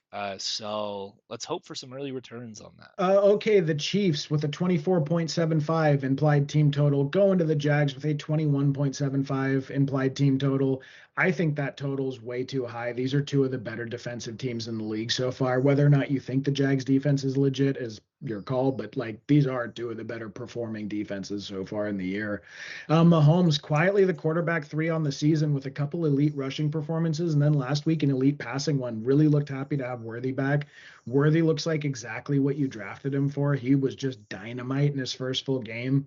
I think the worst case scenario is Rice comes back and Worthy drops maybe to like a little bit of a lower floor upside flex, but I think that upside's locked in.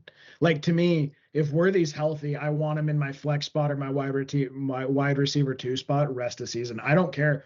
Him and Rice fill different roles, and they actually have a great synchronicity with what they do on the field. I think they're both going to really work in tandem together, especially because Travis Kelce is well and fully washed. He did not take advantage of this time without Worthy at all, without Rice at all. And I think when Rice comes back, it is wheels up for Worthy and Rice. But in this game, dude, rip him. Rip Worthy. We asked you guys to start him last week, or at least we had a little back and forth about whether or not to start him last week. You're starting him. And then Kelce, I'm still going to start Kelce because the Jags have been a little bit vulnerable to tight end. I don't know, man. If you can unload him, if you have a chance to get out of your Kelce bags wherever you may have drafted him, I think that's the right call. I drafted him at the 9-10 turn, and I regret it. I really do. It's been that bad.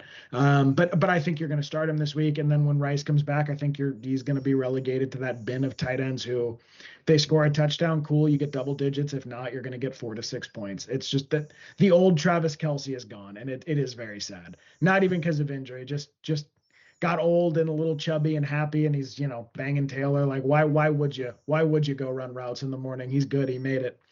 Um, for the running backs, I have no interest in starting any of these guys this week. I think you want to be grabbing Brashard Smith if he's on waivers and holding him. I think if people drop Pacheco and you can get him for free and hold him, I wouldn't fab dump. Like I saw some people dump $40 plus, 40% plus in fab in leagues where he was dropped. I wouldn't do that. But like I'm interested in these guys. Pacheco looked pretty good. He got a touchdown last week. He's looked like the best runner to me.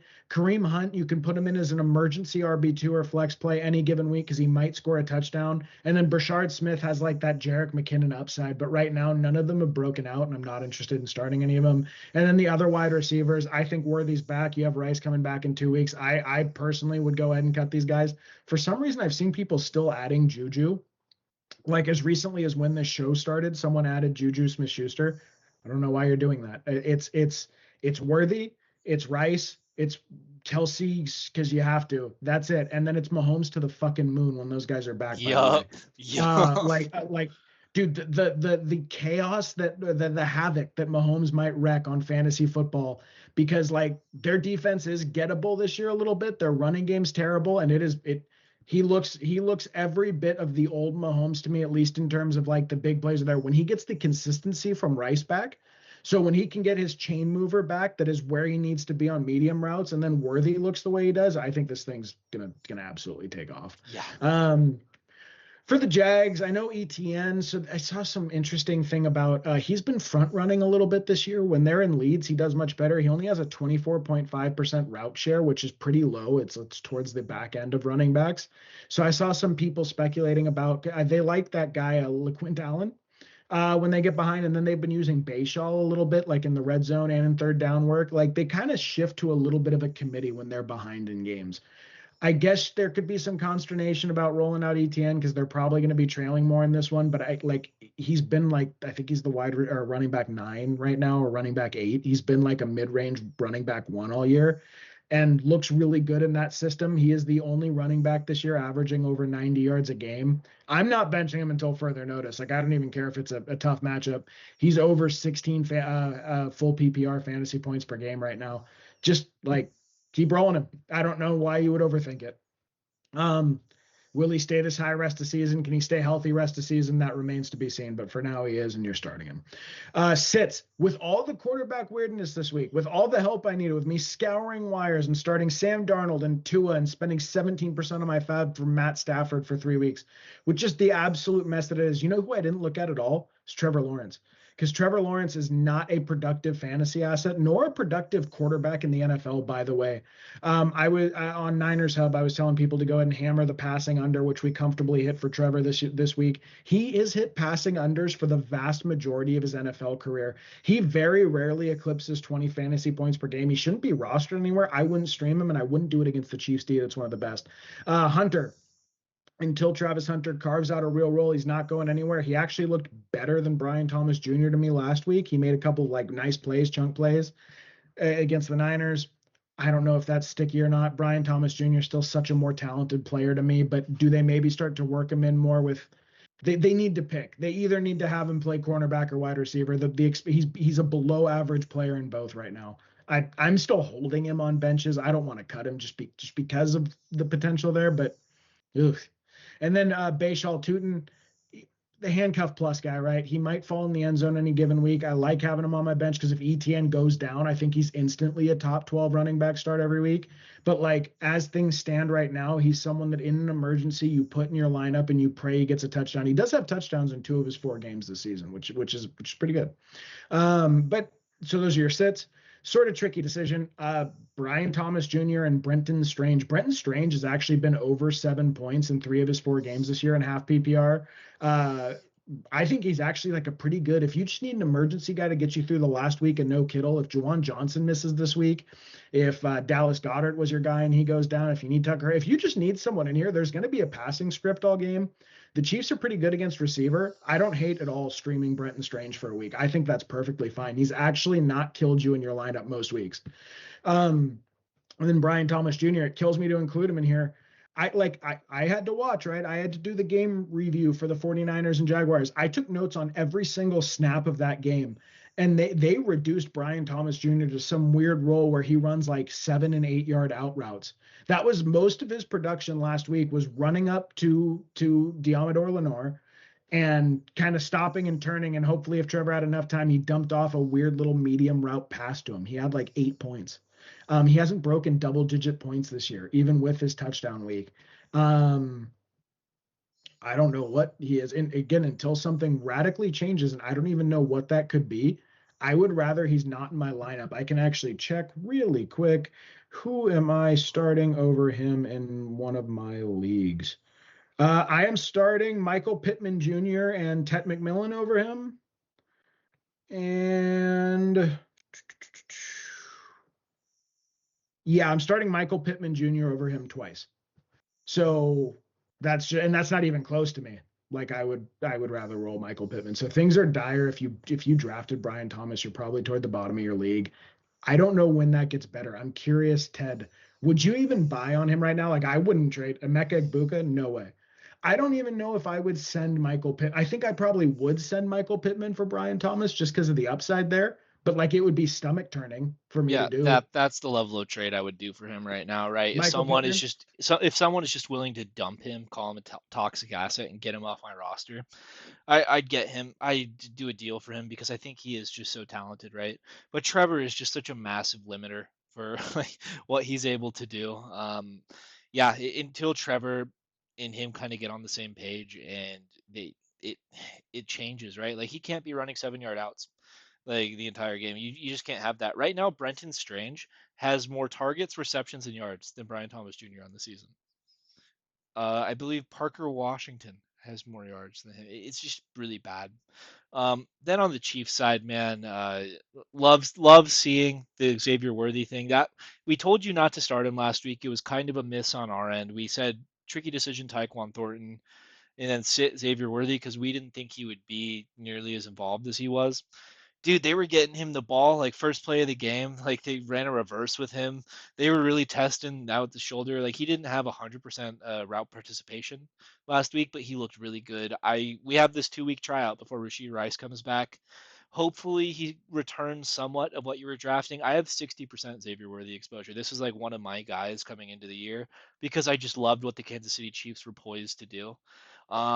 If you can go get Mahomes in a deal, do that right now. Do that right now. I think it's MVP season loading. It's gonna be like that. What year was it? 2023, where he had the MVP year. I think that was the year that I had him on like one of the best rosters I've ever drafted. I think it's gonna look like that with Worthy and Rice, and it's gonna be just like those three out there making plays. Like I may have just sent a trade offer in our home league potentially while you were talking. I might have been inspired. But yeah, that's gonna do it for us. Less games this week, but probably a longer episode because we were shit talking. If you made it through the whole video, thank you. Please like, subscribe, hit the bell. It helps the channel out. Question of the day for the Go, audience. okay, here's the question of the day. Go to the Seahawks part, go to the Seahawks Buccaneers part, go to the part where I talk about Kenneth Walker, and I tried to tacitly slip in that he was a better asset than Charbonnet. Watch us argue about it for a couple minutes. If you like it, you'll get a 10-minute argument video this week. If just someone comments that they like it, I would love to do a 10-minute argument video about big fantasy disagreements me and Ted have. All right, and we'll see you guys for the gambling episode.